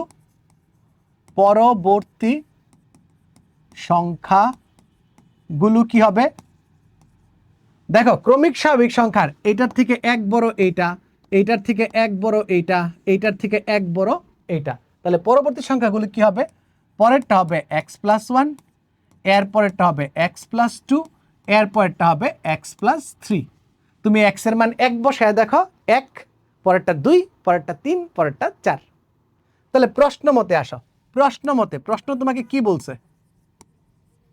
প্রশ্ন মতে x plus 1, x plus 2, x plus 3 plus 1, এটাই তোমার প্রশ্ন মতো 4টি ক্রমিক স্বাভাবিক সংখ্যার গুণফলের সাথে 1 যোগ করছে। গুণের সুবিধার্থে কি করবা জানো? এ হচ্ছে ছোট ভাই আর এই হচ্ছে বড় ভাই, এই দুটোকে একসাথে আনো। তাহলে x into x plus 3, x plus 1 into x plus 2 plus 1 গুণ করো, কি হয়? X square plus thrice x square plus twice x plus x plus two plus one, x square plus thrice x square plus thrice x plus two plus one. এখন একটা কাজ করো, এই পুরাটাকে, এই যে মানটা আছে এই মানটাকে তুমি পি ধরে ফেলো, পি। তাহলে P into P plus two plus one, কী করছো? এক্স স্কোয়ার প্লাস থ্রাইজ এক্সকে পি ধরে যদি এটাকে ধরো তাহলে দেখো তোমার কি আসে। এখানে থাকে পি স্কোয়ার, এখানে থাকে টু পি, আর এখানে থাকে ওয়ান। ছোটবেলায় শিখছিলা এই যে ওয়ান আর এখানটা ওয়ান স্কোয়ার লাগাই দাও, তাহলে কি হয়? পি প্লাস ওয়ান তার হোল স্কোয়ার, পূর্ণবর্গ সংখ্যা হয়ে গেল। পি এর মান বসায় দাও, x square plus three x plus one তার কি হোল স্কোয়ার। এখন এটার ভিতরে তুমি যেই সংখ্যাটাই বসাও না কেন সবসময় কি হোল স্কোয়ার আকারে আসে না পূর্ণবর্গ? তাহলে তুমি পুরো লাইনটা লিখবা যে চারটি ক্রমিক স্বাভাবিক সংখ্যার সাথে এক ক্রমিক স্বাভাবিক সংখ্যার গুণফলের সাথে এক যোগ করলে তা পূর্ণবর্গ লেখা, লাস্টে লিখবা কি প্রমাণিত। আমার একটা মজা করে আমি লিখি প্রমাণিত, প্রমাণিত খাতায় লিখো না। কনসেপ্ট বুঝছি, বেসিক বুঝছি, খেলা শেষ, ক্লিয়ার। আর একখান প্রমাণ আছে মুরব্বী, আর একখান প্রমাণ আছে। সেই প্রমাণটা কি? সেই প্রমাণটা হচ্ছে বিজোড় স্বাভাবিক সংখ্যার বর্গকে, কোন একটা বিজোড় স্বাভাবিক সংখ্যা আছে, বিজোড় স্বাভাবিক সংখ্যা এর বর্গকে তুমি যদি, বিজোড় স্বাভাবিক সংখ্যার বর্গকে তুমি যদি 2 দ্বারা বা 8 দ্বারা ভাগ করো, প্রতি ক্ষেত্রে এক অবশিষ্ট থাকে। প্রশ্নটা লিখি, দেখো প্রশ্নটা হচ্ছে প্রমাণ করো যে বিজোড় স্বাভাবিক, একের ভিতর অনেকগুলা প্রশ্ন তোমাদের বইটা স্যার পড়াইতে মুখস্থ হয়েছে মোটামুটি। স্বাভাবিক সংখ্যার বর্গ ও বিজোড় সংখ্যা, এইটা একটা,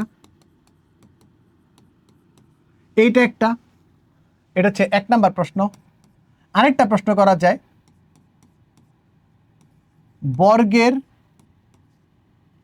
বর্গকে বিজোড় স্বাভাবিক সংখ্যার বর্গকে 2 অথবা 8 দ্বারা ভাগ করলে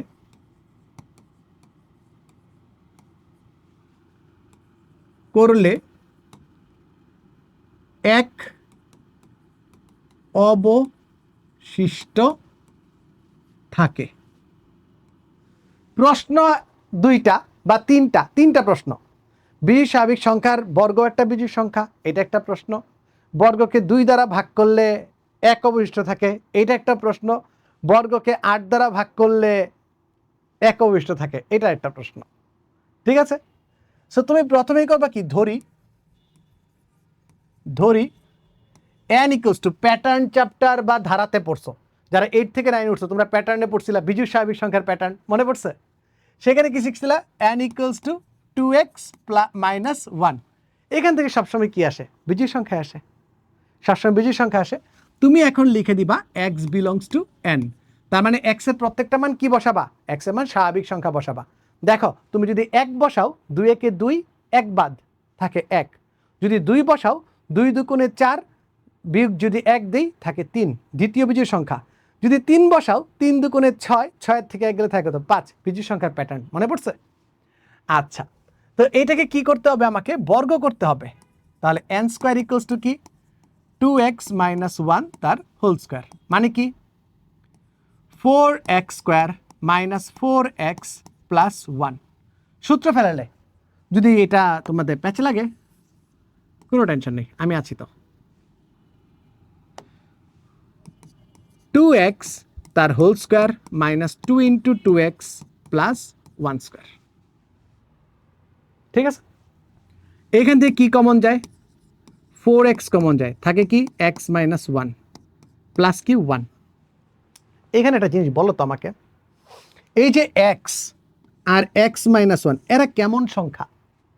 মনে করো লিখছিলা তুমি 1 2 3 4 5, যখন তোমাকে ক্রমিক স্বাভাবিক সংখ্যা বলছিলা এক্স, পরেরটা কি এক্স প্লাস 1, পরেরটা কি এক্স প্লাস 2 বলছিলা না?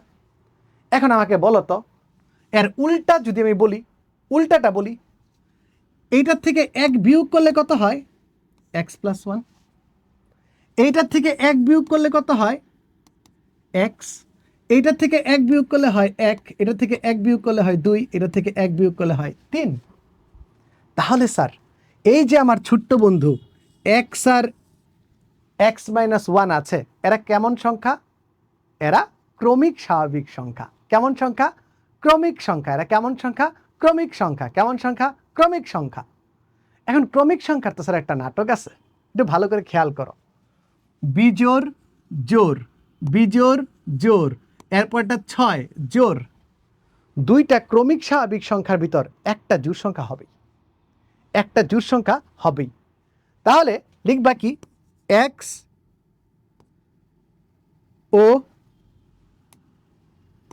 ও এক্স মাইনাস 1 ক্রমিক সংখ্যা,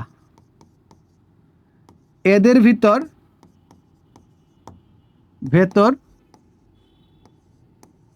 একটি জোড় সংখ্যা হবেই। এদের ভিতর একটা কি জোড় সংখ্যা হবেই। আর যদি একটা জোড় সংখ্যা হয়, সুতরাং এক্স ইন্টু এক্স মাইনাস 1 কি 2 দ্বারা বিভাজ্য।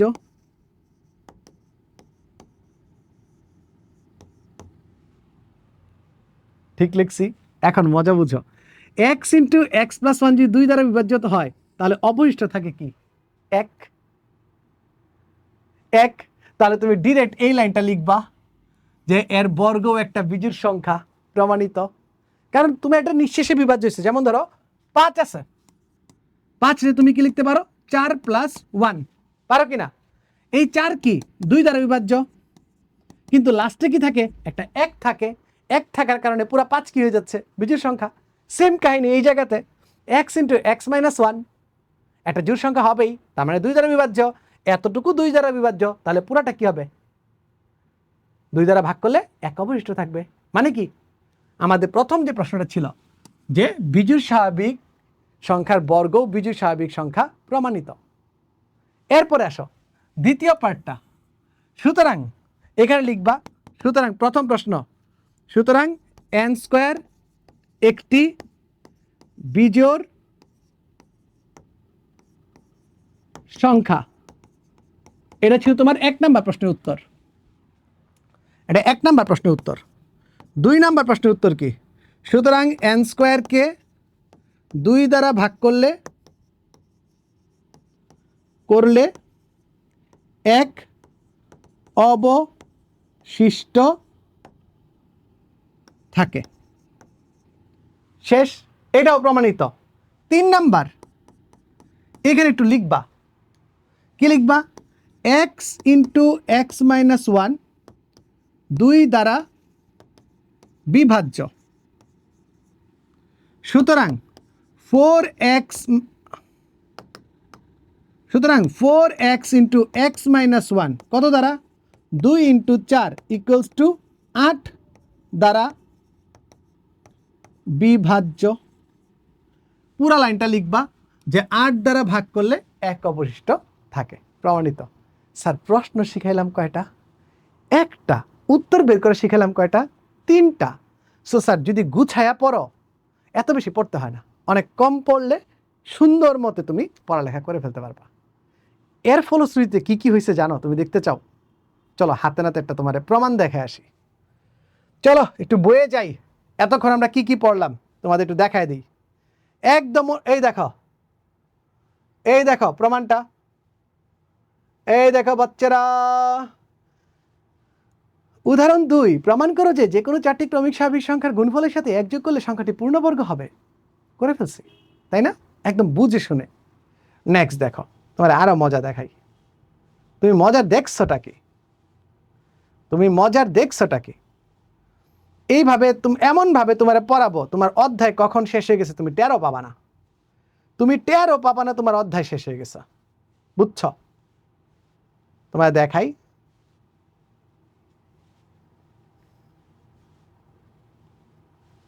যাও যাও যাও, অধ্যায় আসে না কেন দুষ্ট? আরে অধ্যায় আসো, আমার বাচ্চারা অধ্যায় দেখবে। কি শুধু দেখাইতেই আছে, কি একটা অবস্থা না, কি একটা অবস্থা, এখনো সে দেখাচ্ছে, অথচ আমাদের অধ্যায় কবেই শেষ। এইখানে আসো, নিচের কোনটি অমূলদ সংখ্যা? ক্যালকুলেটর চেপে চেপে বের করতে পারবা, তুমি বের করতে পারবা। এটা তো মূলদ, এটা মূলদ, কারণ পৌনঃপুনিক চিহ্ন আছে। এটাকে 4/3, এটাও কি একটা মূলদ সংখ্যা। 8কে কিউব করলে কত হয়? 2/3, তার হোল কিউব। আর এই কিউব রুট মানে কি 1/3। কাটাকাটি করলে কি এইখান থেকে আমার মান পাওয়া যায়, তাই না? এইখান থেকে আমি আমার মান পেয়ে যাই। 3 কাটা 2/3 থাকে, 2/3 থাকে। এটা একটা মূলদ সংখ্যা। কিন্তু দেখো তো স্যার, এইটার ভিতর কি কোনো কাটাকাটি করতে পারবা? √3 আছে। স্যার সঠিক উত্তর এইটা হচ্ছে অমূলদ। বলছে কি নিচের কোনটা অমূলদ সংখ্যা? বুঝে গেছি। ABCD 4টি ক্রমিক স্বাভাবিক সংখ্যা হলে নিচের কোনটি পূর্ণবর্গ সংখ্যা? 4টি ক্রমিক স্বাভাবিক সংখ্যার গুণফলের সাথে 1 যোগ করলে সংখ্যাটি পূর্ণবর্গ। আনডাউটলি সি হচ্ছে সঠিক উত্তর। দেন দেখো 1 থেকে 10 পর্যন্ত কয়টি মৌলিক সংখ্যা আছে? তোমরা দেখো 2 একটা মৌলিক সংখ্যা, 3 একটা মৌলিক সংখ্যা, 5 একটা মৌলিক সংখ্যা, 7 একটা মৌলিক সংখ্যা। তাহলে 1 থেকে 10 পর্যন্ত মৌলিক সংখ্যা আছে কয়টা? 4টা। এই যে এতক্ষণ তোমাকে পড়াইলাম পূর্ণ সংখ্যার সেট, এবার বলো তো নিচের কোনটা পূর্ণ সংখ্যার সেট? স্যার এটা তো জোড় সংখ্যা দেখতেছি, এইদিকে বিজোড় সংখ্যার মতো দেখতেছি, হইল না। এইটা দেখো তো ডট ডট ডট -2 -1 0 1 2, এইটাই কি আমার পূর্ণ সংখ্যার সেট না? এটা আমার অঋণাত্মক সংখ্যার সেট 4 পর্যন্ত, আর এটা কি আমার বিজোড় সংখ্যার সেট। বুঝছি মজা। পরে দেখো যে স্যার এতক্ষণ কি পড়াইলাম। 5 নাম্বার, বাস্তব সংখ্যার ক্ষেত্রে বিজোড় স্বাভাবিক সংখ্যার বর্গ একটি বিজোড় সংখ্যা। প্রমাণ করে আসছে। এই যে কিছুক্ষণ আগে প্রমাণ করে আসলাম তোমাদের জন্য, এটা ঠিক আছে। দুটি জোড় সংখ্যার গুণফলের গুণিতক একটা জোড় সংখ্যা কিভাবে করব? এ একটা 2, এ একটা 4, 4 দুগুণে 8, 8ও কি একটা জোড় সংখ্যা। পূর্ণবর্গ নয় এমন সংখ্যার বর্গমূল মূলদ সংখ্যা। পূর্ণবর্গ না মানে 3² 9 না, √5, এটা তো পূর্ণবর্গ না, এটা কি মূলদ? আরে কি যে বলেন স্যার, কিছুক্ষণ আগে না পড়াইলেন যে পূর্ণবর্গ নয় এমন সংখ্যার বর্গমূল হচ্ছে অমূলদ। পূর্ণবর্গ নয় এমন সংখ্যার বর্গমূল হচ্ছে অমূলদ সংখ্যা। একদম বই বুঝে গেছি, একদম বইয়ের সাথে মিলায়া বুঝছি, যা যা পড়ছি সব অ্যাপ্লাই করতে পারতেছি। আচ্ছা, এরপর দেখো 3টি ক্রমিক স্বাভাবিক সংখ্যার গুণফল। 3টি ক্রমিক স্বাভাবিক সংখ্যার গুণফল নিচের কোনটি দ্বারা বিভাজ্য হবে? খুব সিম্পল একটা প্রশ্ন, তুমি একটু দেখো। 1 2 3 কত দ্বারা বিভাজ্য? 3 দুগুণে 6। আরেকটা নাও 7, আরেকটা নাও 5 6 7, 5 6 7 কত হয়? 5 6 30, 210। 5 6 30 আর 7 দুগুণে 14। ভুল লিখছি, দেখি তো কি, আমি কি গুণ ভুলে গেলাম? 5 গুণ 7 গুণ 6 210। ঠিক আছে, 210কে কি 6 দ্বারা ভাগ করা যায়? ইয়েস, এটাকে 6 দ্বারা ভাগ করলে 35 থাকে, 35। এইটাকে 6 দ্বারা ভাগ করলে 1 থাকে। 5 দ্বারা ভাগ করা যায় না, 7 দ্বারা ভাগ করা যায় না, 11 দ্বারা ভাগ করা যায় না, কত দ্বারা ভাগ করা যায়? কত দ্বারা ভাগ করা যায়? স্যার 6 দ্বারা ভাগ করা যায়। আরে জোস। পরেরটা দেখো, এ ও বি দুটি ক্রমিক জোড় সংখ্যা হলে নিচের কোনটি বিজোড় সংখ্যা? সবসময় মনে রাখবা, কোনো একটা জোড় সংখ্যার বর্গ একটা জোড় সংখ্যা। স্যার বুঝলাম না। 2 আছে, এর স্কোয়ার কত? 4, জোড় সংখ্যা। তারপরে 4 আছে, এর বর্গ কত? 16, একটা জোড় সংখ্যা। তো যে কোনো জোড় সংখ্যার বর্গ কি? একটা জোড় সংখ্যা। কিন্তু স্যার জোড় সংখ্যার বর্গের সাথে যে কোনো জোড় সংখ্যার সাথে যদি 1 যোগ করে দাও তাহলে কি হয়ে যাবে? বিজোড়। তাহলে দেখো, এ ও বি যদি দুইটা ক্রমিক জোড় সংখ্যা হয়, ক্রমিক জোড় সংখ্যা, পাশাপাশি দুটো জোড় সংখ্যা, পাশাপাশি দুটো জোড় সংখ্যা, দেখো তো এস স্কোয়ার প্লাস 1 এটা কি স্যার? যদি এর মান 2 হয়, এটা 2 এটা 4, হিসাব করে দেখো কোনটা মিলে। এটা 2 এটা 4, ক্রমিক জোড় মানে কি? 2 4 6 এগুলো হচ্ছে ক্রমিক, 2 4 6 এগুলো ক্রমিক। নিচেই দেখো হিসাব করে। বুঝে গেছি? কুল। পরে দেখো, এ ও বি দুটি পূর্ণ সংখ্যা হলে এ স্কোয়ার প্লাস বি স্কোয়ারের সাথে নিচের কোনটি যোগ করলে পূর্ণবর্গ হবে? স্যার আমরা ছোটবেলায় শিখছিলাম কি? A square plus b square plus 2ab equals to কি? এ প্লাস বি তার হোল স্কোয়ার। শিখছি না? নিজেই দেখো, প্রমাণ দেখে নাও, পূর্ণবর্গ সংখ্যা। 9 নাম্বার প্রশ্ন সলভ হয়ে গেছে কিনা দেখো তো। উদাহরণ ছিল √2, আমি করাই দিচ্ছি √5। এই দুটো তোমাদের হোমওয়ার্ক, নিজেরা করে নিবা, প্যাটার্ন শিখাই দিছি। তোমাকে শিখেছিলাম √3 এবং √3 এবং 4 এর মাঝে 5টা মূলদ। দেখো তো স্যার 10 নাম্বার প্রশ্নটা, √3 1 আর √1 2 এর মাঝে 2টা মূলদ, সেম প্রসেসে, খালি মাঝখানে হইলেই হবে। পরেরটা দেখো, 1/√2 আর √2 এর মাঝে একটি মূলদ একটিও মূলদ, পারবা না? স্যার কি যে বলেন, লজ্জা দিচ্ছেন এগুলা বলে, আপনাদের সব করাই দিচ্ছেন। নেক্সট আসো, প্রমাণ করো যে যে কোনো বিজোড় পূর্ণ সংখ্যার বর্গ একটা বিজোড় সংখ্যা। এই যে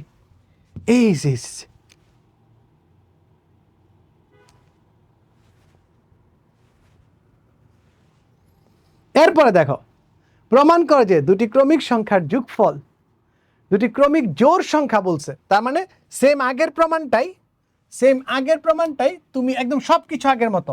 একটা যদি 2n হয় আর একটা হবে 2n + 2। তুমি এখানে কি করবা? 4n স্কোয়ার প্লাস 4n, একটা 4n কমন নিবা, n + 1। ডায়লগ কিন্তু সেম আগেরটাই থাকবে, n × n + 1, দুটি ক্রমিক সংখ্যা, এদের ভিতরে একটি জোড় সংখ্যা হবেই। সুতরাং n × n + 1 2 দ্বারা বিভাজ্য, সুতরাং 4n × n + 1 8 দ্বারা বিভাজ্য, প্রমাণিত।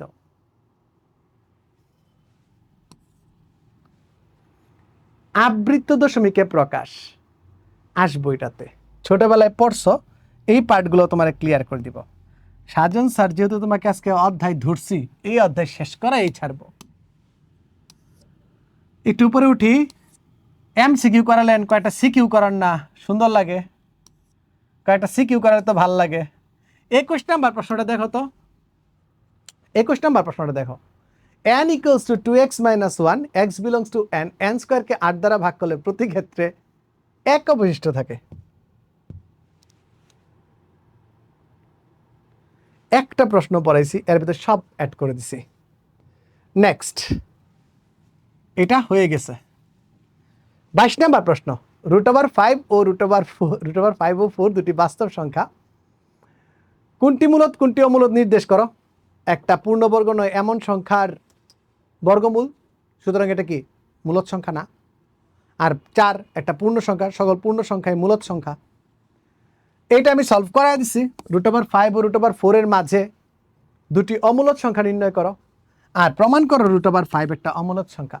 সো তোমার যে সৃজনশীলটা আছে সেই সৃজনশীলটাও আমি সলভ করে দিলাম, রাইট? সো 22 নাম্বার প্রশ্ন শেষ। এখন তোমাদের কিছু ছোট খুচরা প্রশ্ন আছে। কি? আবৃত্ত দশমিকে প্রকাশ, আবৃত্ত দশমিকের যোগ, গুণ, বিয়োগ, ভাগ। এই আইটেমগুলো বাকি, এইগুলো করলে পুরো চ্যাপ্টারই শেষ। চলো ওইগুলাতেও নিয়ে যাই তোমাদের। সো প্রথমে দেখো আবৃত্ত দশমিক সংখ্যার যোগ বিয়োগ। আবৃত্ত দশমিক সংখ্যার প্রথমে আসো আবৃত্ত দশমিক সংখ্যায় নিয়ে দেখি কেমন হয়। মনে করো তোমাকে হচ্ছে এটা একটা নর্মাল ভগ্নাংশ দেয়া আছে 1/3। এটাকে বলছি যে এটাকে আবৃত্ত দশমিকে নিয়ে দেখাও। কিসে নিয়ে দেখাবা? আবৃত্ত দশমিকে নিয়ে দেখাবা। তুমি করবা কি, এটাকে নিবা 1, নেয়ার পর ছোটবেলায় যেভাবে করতা, এখানে একটা 0 দিলে এটা 0 আসে, 3 তিরিকে 9 থাকে কত 1, আর একটা 0 আসে দশমিকের জন্য, লাগাও 3, 3 তিরিকে 9 1 0 লাগাও 3। এইভাবে যদি তুমি সারা রাত ভোরেও অঙ্ক করতে থাকো, এটা কিন্তু চলতেই থাকবে। সুতরাং তুমি কি লিখবা? 1/3 = 0.333 ... আর এটা কি স্যার কি লিখছি? 0.3 পৌনঃপুনিক। 0.3 পৌনঃপুনিক। এটা কি ছিল? একটা নর্মাল ভগ্নাংশ ছিল, ভগ্নাংশকে আবৃত্ত দশমিকে প্রকাশ করছো। আবৃত্ত দশমিকে প্রকাশ।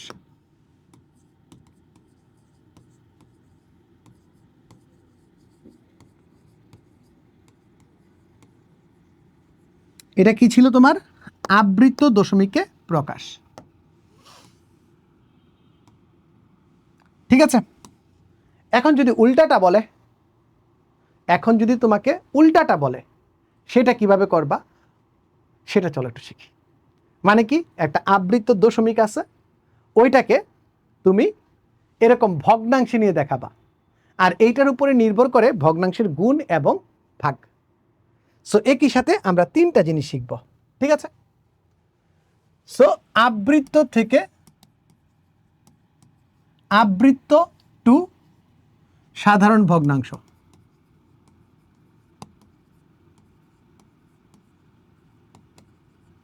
আবৃত্ত টু সাধারণ ভগ্নাংশ, এটা আমরা শিখতে চাই এখন।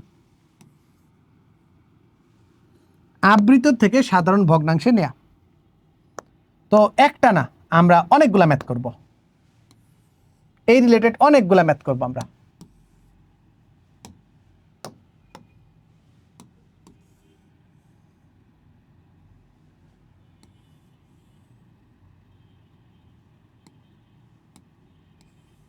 তিনটা ম্যাথ করব, আর এইখানে বেসিকটা লিখব।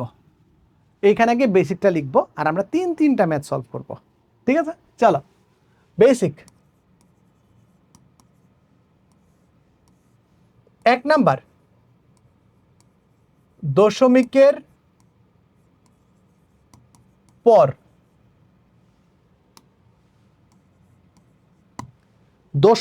পর যতগুলা আবৃত্ত অংশ থাকবে, যতগুলো আবৃত্ত ভগ্নাংশের হরে ততগুলো 9। কথা বুঝো, একদম বুঝাই দিব। দশমিকের পর যতগুলো আবৃত্ত ভগ্নাংশের পর ততগুলো 9 দিব। নেক্সট, দশমিকের পর যতগুলো অনাবৃত্ত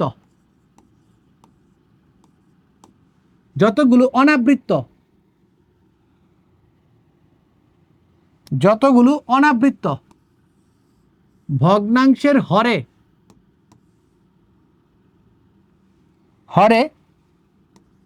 ততগুলো শূন্য দিব। ভগ্নাংশের হরে ততগুলো শূন্য দিব। লাস্ট,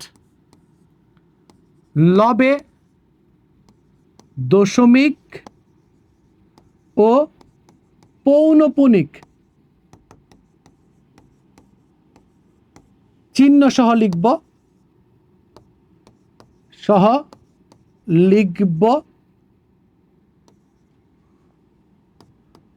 আর হচ্ছে লোকে আবৃত সারা অংশ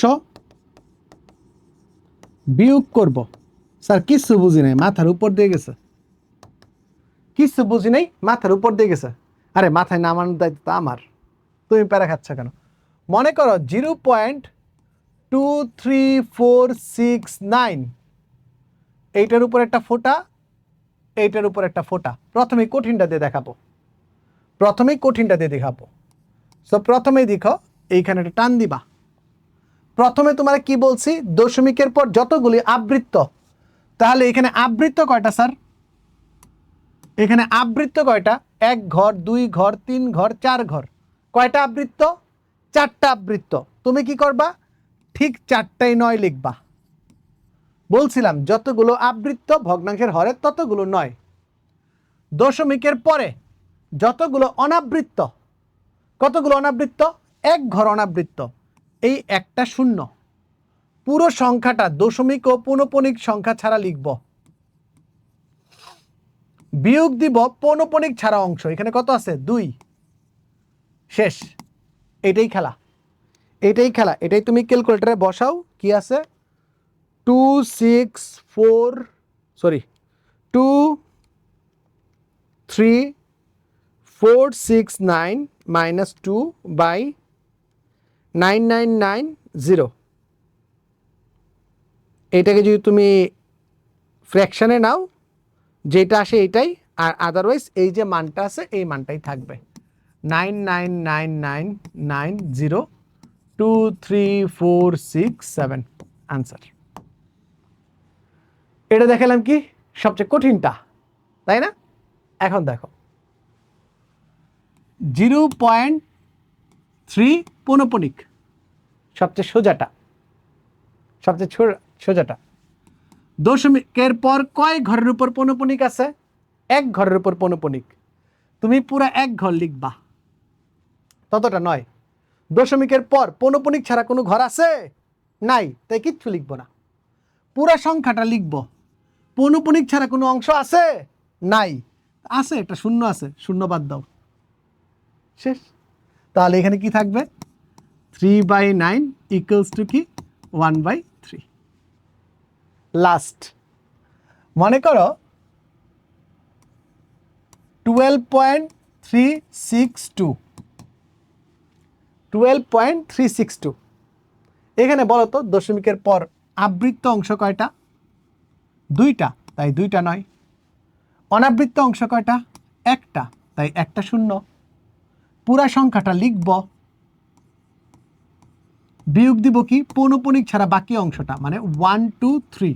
আমি বলছি কিন্তু দশমিক ও পৌনঃপুনিক ছাড়া। সো দশমিকও বাদ, পৌনঃপুনিকও বাদ, 1 2 3 থাকে। এই 1 2 3 বাদ দিয়ে লিখলে যেটা পাবো এটাই আমার উত্তর, 990।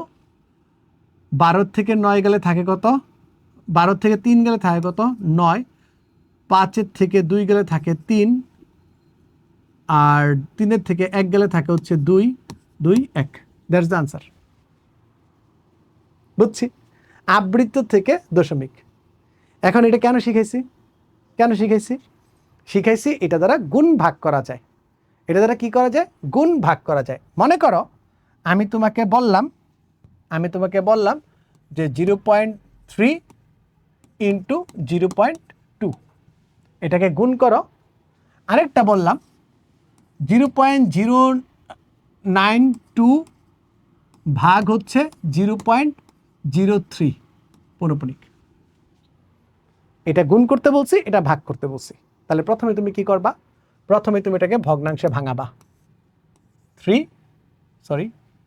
উপরে হচ্ছে 9 3 ইন্টু 9 2, তাহলে কি হবে? কাটাকাটি করলে 1/3। উত্তর কি? 3 নং 27/2 আনসার। এখানে কি করতে বলছে? ভাগ। সো তুমি যদি ভাগ করো কি লিখবা? যে স্যার একটা 9, একটা ঘর ফাঁকা আছে, এটা শূন্য। পুরা সংখ্যাটা লিখব, পৌনঃপুনিক ছাড়া অংশটা বাদ দিব, 9 বাদ দিব। ভাগ 9 শূন্য পুরা সংখ্যাটা লিখব, পৌনঃপুনিক ছাড়া অঙ্ক যেটা সেটা বাদ দিব। তাহলে কি থাকে, 12 থেকে 9 গেলে কত থাকে 3, তার মানে এখানে হচ্ছে 83/90, এখানে গুণ চিহ্ন হয়ে যাবে এবং এটা ডিগবাজি খাবে। ডিগবাজি খায় কি হবে, 90 উপরে চলে যাবে, 3 নিচে নেমে আসবে, কাটা কাটা 83/3, দ্যাটস দ্য আনসার। সো আমরা কি শিখলাম, আমরা শিখলাম একটা ভগ্নাংশকে, একটা আবৃত্ত ভগ্নাংশকে কিভাবে সাধারণ ভগ্নাংশে নেওয়া যায় এবং সেটা দ্বারা কিভাবে গুণ করা যায় এবং ভাগ করা যায়, সেটা দ্বারা কিভাবে গুণ করা যায় এবং ভাগ করা যায়। ক্লিয়ার? বইয়ের অঙ্কগুলো আমাদের ক্লিয়ার হয়ে গেছে। এবার আমরা যে কাজটা করব সেটা হচ্ছে সদৃশ ভগ্নাংশ পড়ব, হচ্ছে সদৃশ ভগ্নাংশ। তো সদৃশ ভগ্নাংশে যাওয়ার আগে দেখো, আমি আবারও বলতেছি, এটার ভিতরে কিন্তু বেশ কিছু ক্যালকুলেটর ট্রিক্স আছে। এই ক্যালকুলেটর ট্রিক্সগুলো আমরা বেসিক টু প্রো 3.0-তে পড়াবো। সো বেসিক টু প্রো কীভাবে যাবা, তুমি যদি যাও স্যার রেদন্স মেথডের যে আমাদের ওয়েবসাইটটা আছে, ওয়েবসাইটে গিয়ে তুমি যদি যাও, মনে করো স্যার আমি হচ্ছি কোন ব্যাচের স্টুডেন্ট, মনে করো আমি তোমাকে বলতেছি যে স্যার আমি হচ্ছে গিয়ে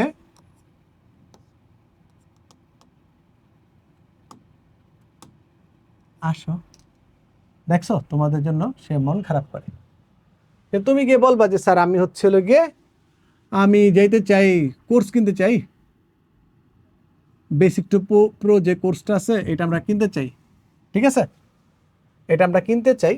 এটা আমরা কিনতে গেলে কি করব, যে স্যার লার্নে যাব, কোর্সে যাব। প্রথমে কি করবা, কোর্সে যাবা। তুমি যাবা কোথায়, কোর্সে। সেটা আমাদের একটু দুষ্টামি করতেছ। দুষ্টামি করলে কি করব, লাইফে যদি কেউ দুষ্টামি কি করে তাহলে আবার আরেকটা পেজে চলে যাবা। একটা লাইফে রিস্টার্ট দিতে হয়, ঠিক আছে, লাইফে তোমাকে একটা রিস্টার্ট দিতে হবে। এই যে কোর্সে যাবা। এইবার স্যার স্যার স্যার স্যার আমি তো স্যার ক্লাস 10-এর স্টুডেন্ট, আমি এই বছর ক্লাস 10-এ উঠছি, আমি ক্লাস 10-এর স্টুডেন্ট, আমারটা দেখান স্যার, আমারটা একটু দেখান, আমি ক্লাস 10-এর স্টুডেন্ট। সো তুমি যাবা হচ্ছে এই যে এসএসসি 27-এ। এসএসসি 27-এ যাওয়ার পর তুমি ফিজিক্স কোর্সটা কিনতে পারো, কেমিস্ট্রি কোর্সটা কিনতে পারো, জেনারেল ম্যাথের কোর্স। ওয়াও, 1000 জন ভর্তি হয়ে গেছে অলরেডি যখন ভিডিওটা বানাচ্ছি। দেখো 1300, 1200, 1000। হায়ার ম্যাথে যাও, হায়ার ম্যাথেও বোধহয় আমাদের খুব ভালো সংখ্যক স্টুডেন্ট ভর্তি হয়ে গেছে, ইস জাস্ট একটুর জন্য। সো সবগুলা কোর্সে কিন্তু স্যার আমাদের স্টুডেন্টরা ভর্তি হচ্ছে, বুঝছো, সবগুলা কোর্সে স্টুডেন্টরা ভর্তি হচ্ছে। সবচেয়ে বেস্ট ডিল তোমার জন্য যেটা হবে সেটা হচ্ছে স্যার, দেখো আমি যদি এটাতে যাই, কম্বো যেটা আছে ম্যাথের কম্বো, অলরেডি প্রায় 2000 স্টুডেন্ট ভর্তি হয়ে গেছে ম্যাথের কম্বোতে, বুঝতে পারছো, 2000 স্টুডেন্ট ম্যাথের কম্বোতেই আছে শুধুমাত্র। তো দেখো তোমার জন্য বেস্ট ডিল হবে আমাদের একদম অল ইন ওয়ান, সকল সাবজেক্ট আমরা এই যে সায়েন্স অল ইন ওয়ান নিয়ে আসছি। এইটার ভিতর ঢুকে তুমি জাস্ট কোর্সটা পারচেস করে নেবা, এবং অর্ধি একটা কোর্স, এটার ভিতর তোমার Bangla, English, BGS, physics, chemistry, math, biology, higher math সব আছে, সব আছে, যা যা লাগবে সব আছে। এটা এককালীন, প্রতি মাসে না। সো পুরা বছরে তোমাদের এই কোর্সগুলো হয়ে যাবে সুন্দরভাবে। সো দেখা হচ্ছে তোমাদের সাথে ক্লাসে। চলো আমরা আবার একটু আমাদের আজকের ক্লাসে ফেরত যাই।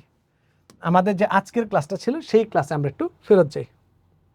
তো আমরা কোন জায়গায় ছিলাম, আমরা আবৃত্ত দশমিক সংখ্যার গুণ ভাগ এটা শিখে ফেলছি। এখন আবৃত্ত দশমিক সংখ্যার যোগ বিয়োগ শিখতে চাই। কি শিখতে চাই, আবৃত্ত দশমিক সংখ্যার যোগ বিয়োগ শিখতে চাই। চলো যোগ বিয়োগ শিখাই।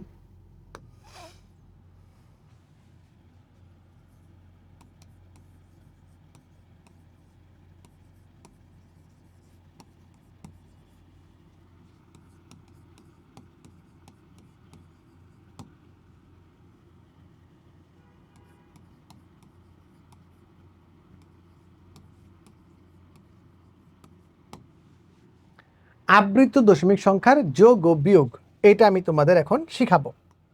সো তুমি তো অলরেডি প্রো হয়ে যাচ্ছ, ঠিক না? সো এই ক্লাসের নোট কিন্তু আমাদের গ্রুপগুলোতে দিয়ে দিবা। রেদওয়ান্স মেথড গ্রুপ আছে এবং আমার যে গ্রুপ আছে সাজন স্যার ইএমপি, দুইটা গ্রুপেই তোমরা পোস্ট করবা। সো পোস্ট করার পর এই যে আবৃত্ত দশমিক সংখ্যার যে আছে পার্টটা একদম পোস্ট চাই, বইয়ের সবগুলো অঙ্ক, আর জানাবা এটা কত প্রো লেভেলের, বন্ধুদের সাথে শেয়ার করবা, ঠিক আছে? এত প্রো লেভেলের ক্লাস। সো দেখো, এটা করার জন্য প্রথমে তোমাকে যেই কাজটা করা লাগবে সেটা হচ্ছে সদৃশ বানানো। সদৃশ মানে কি? একই রকম দেখতে। সদৃশ মানে কি? একই রকম দেখতে, লুক অ্যালাইক। সদৃশ, স্যার সদৃশ কেন বানাবো? সদৃশ কেন বানাবো? কি ঠেকা পড়ছে আমার সদৃশ বানানোর? চলো সেটাও তোমার শিখাই দিই। মনে করো 2.3 আছে, ঠিক আছে, আরেকটা 2.063, এইখানে একটা পৌনঃপুনিক আছে, আরেকটা হচ্ছে 1.925, এইখানে পৌনঃপুনিক আছে। দেখো এইটার ভিতরে কোনো পৌনঃপুনিক নাই, তো স্যার পৌনঃপুনিক নাই, একটা জিরোর উপর পৌনঃপুনিক দিয়ে দিলে দশমিকের পর শূন্যের দাম আছে? দাম নাই, দিতেই পারি, চলছে গাড়ি। এইখানে একটার উপর পৌনঃপুনিক চিহ্ন, এইখানে দুইটার উপর পৌনঃপুনিক চিহ্ন, ঠিক না? এইখানে একটার উপর, এখানে দুইটার উপর পৌনঃপুনিক চিহ্ন। সদৃশ কেন করতে হয় স্যার? সদৃশ করার প্রসেসটা হচ্ছে, যদি সমান সমান জায়গার উপর তোমার পৌনঃপুনিক চিহ্ন না থাকে তাহলে তুমি যোগবিয়োগ করতে পারবে না, যোগবিয়োগটাও তো পৌনঃপুনিক দিয়ে থাকবে। স্যার এটা কেমনে করা যায়, কিভাবে করে একটু দেখান না? চলো সদৃশ করার নিয়মটা তোমার আগে শিখাই। সদৃশ করার জন্য ফার্স্ট থিং ফার্স্ট, প্রথমেই তোমাকে যে কাজটা করতে হবে,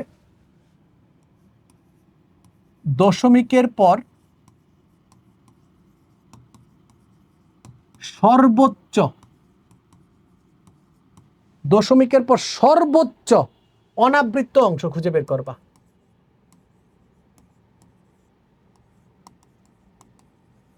প্রথমে কি?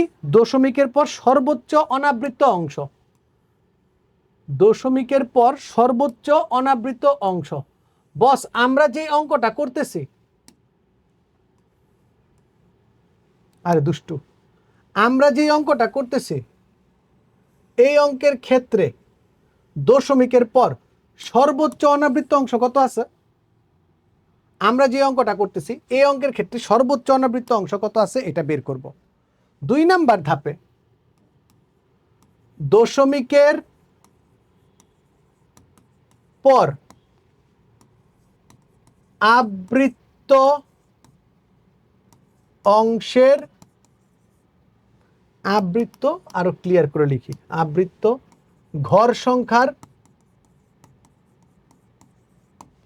লসাগু।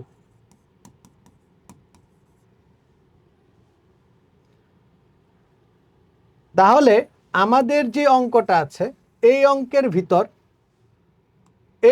ভিতর দশমিকের পর আবৃত্ত ঘর কয়টা আছে সেটা লাগবে, ঠিক আছে? তাহলেই তোমার সদৃশ হয়ে যাবে। আরেকটা লিখবা, যোগ ও বিয়োগের জন্য 2 ঘর এক্সট্রা। এই 3টা স্টেপ ফলো করলে তুমিও ভাইয়া প্রো হয়ে যাবা, তুমিও স্যার প্রো হয়ে যাবা এই অধ্যায়ে। চলো করি। দশমিকের পর সর্বোচ্চ অনাবৃত্ত অংশ, এইখানে আছে একটা, এইখানে আছে দুইটা, এইখানে আছে কয়টা? একটা। তাহলে সর্বোচ্চ অনাবৃত্ত অংশ বা ঘর কয়টা আছে? ঘর হচ্ছে হলো তোমার 2টি। আবার দশমিকের পর আবৃত্ত ঘর সংখ্যা লসাগু, এইখানে কয়টা ঘর আছে আবৃত্ত? একটা। এইখানে কয়টা আছে? একটা। এইখানে কয়টা আছে? 2টা। 2 1 1, এর লসাগু কত? লসাগু হচ্ছে 2। তাহলে তুমি যদি এটাকে সদৃশ বানাইতে চাও তাহলে এইভাবে বানাবা। 2 পয়েন্ট, দশমিকের পর কয় ঘর হবে? 1 ঘর, 2 ঘর, 4 ঘর হবে। 2.3, 1 2 3, শেষ। ঠিক আছে, শেষ। এটাকে কি লিখবা? 2.0633। কেন 3? কারণ হচ্ছে তোমার এখানে 4 ঘর মিলাইতে হবে। 1.925, 25 রিপিট হচ্ছে না, দেন 2 5 তো বসাইতে পারবো না, ইমিডিয়েট যেটা আসবে শুধু 2 আসবে, এরপরে 5 আসতো বাট 5টা লিখবো না, 2 পর্যন্ত রেখে দিব। তাহলে দেখো তো বস, এই যে দুইটা আমার পৌনঃপুনিক, দুইটা পৌনঃপুনিক, দুইটার উপর পৌনঃপুনিক, দুইটা ঘর ফাঁকা, দুইটার উপর পৌনঃপুনিক, দুইটা ঘর ফাঁকা, এই যে আকারে প্রকাশ করলাম এইটাকেই বলে কি সদৃশে প্রকাশ। এই যে এতটুকু করলাম, এতটুকু কি সদৃশে প্রকাশ। এই অংশটা কি স্যার? এই অংশটা হচ্ছে তোমার সদৃশে প্রকাশ। কিসে প্রকাশ? সদৃশে প্রকাশ। এই যে অঙ্কটা করলা এটা হচ্ছে সদৃশ ভগ্নাংশে প্রকাশ। কি স্যার? সদৃশ। আর যদি বলি যোগ বিয়োগ, আমি বলছি কি যোগ এবং বিয়োগের ক্ষেত্রে দুইটা ঘর এক্সট্রা নিতে হয়, তাহলে এখানে একটা টান দিবা, টান দিয়ে যোগ করতেছি, বিয়োগ তো দুইটার ভিতরে হয়, এখানে যোগ ফরম্যাটে আছে।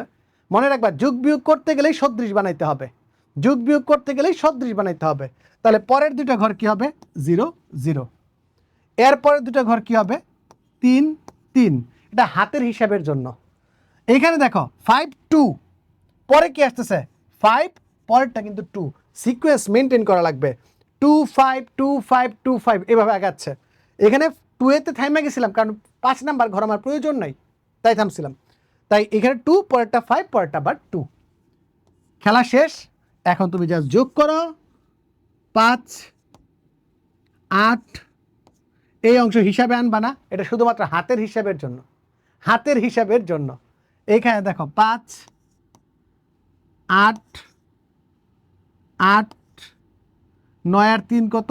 12 2, হাতে আছে 1.222 6।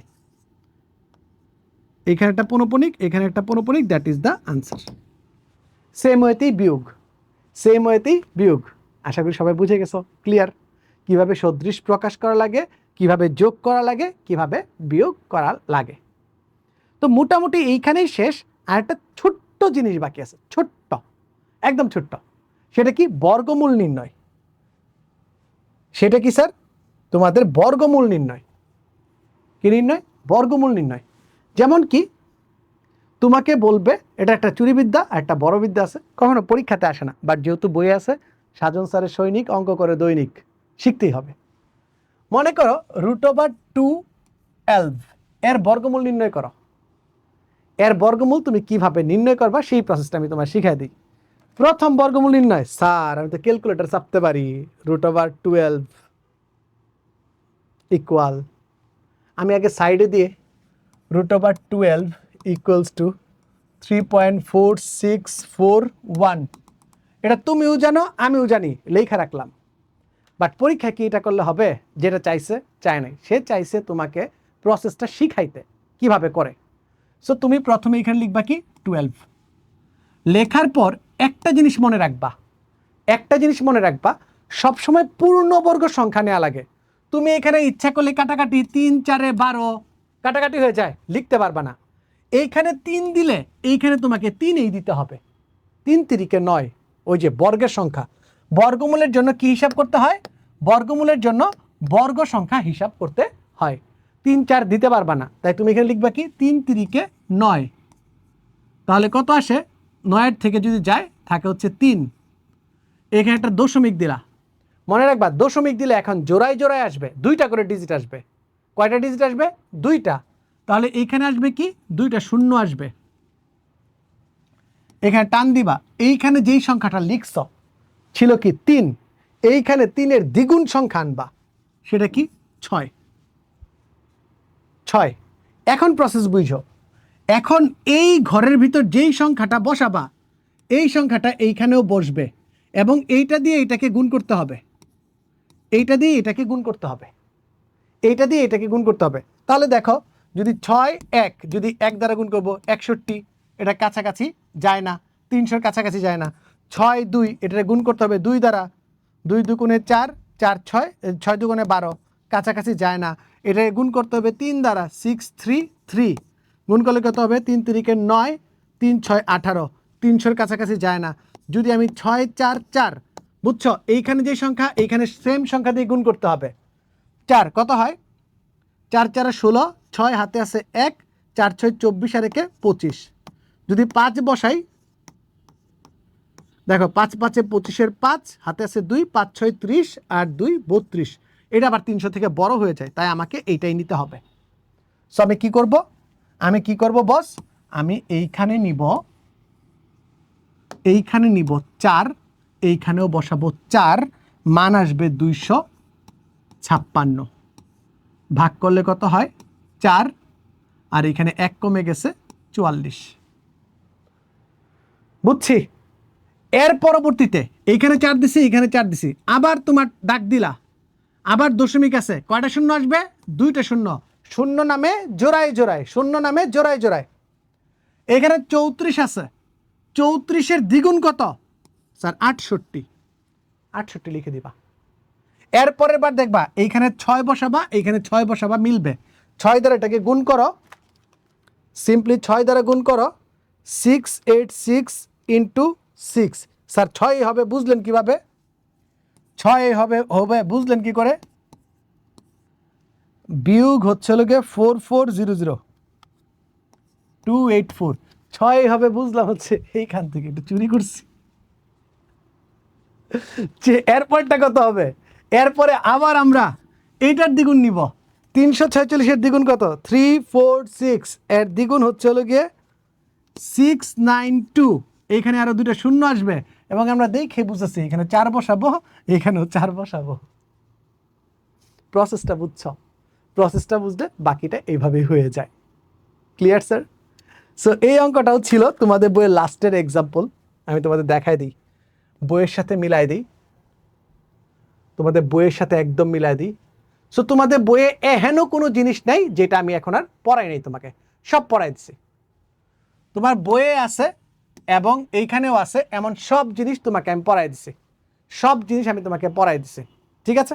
সব এখানে ক্লিয়ার করে দিছি। তারপরে এই দুষ্টু, হ্যাঁ দুষ্টু হ্যালো। আচ্ছা, আমি এটা একটু মাথাটাকে ঠিক করি।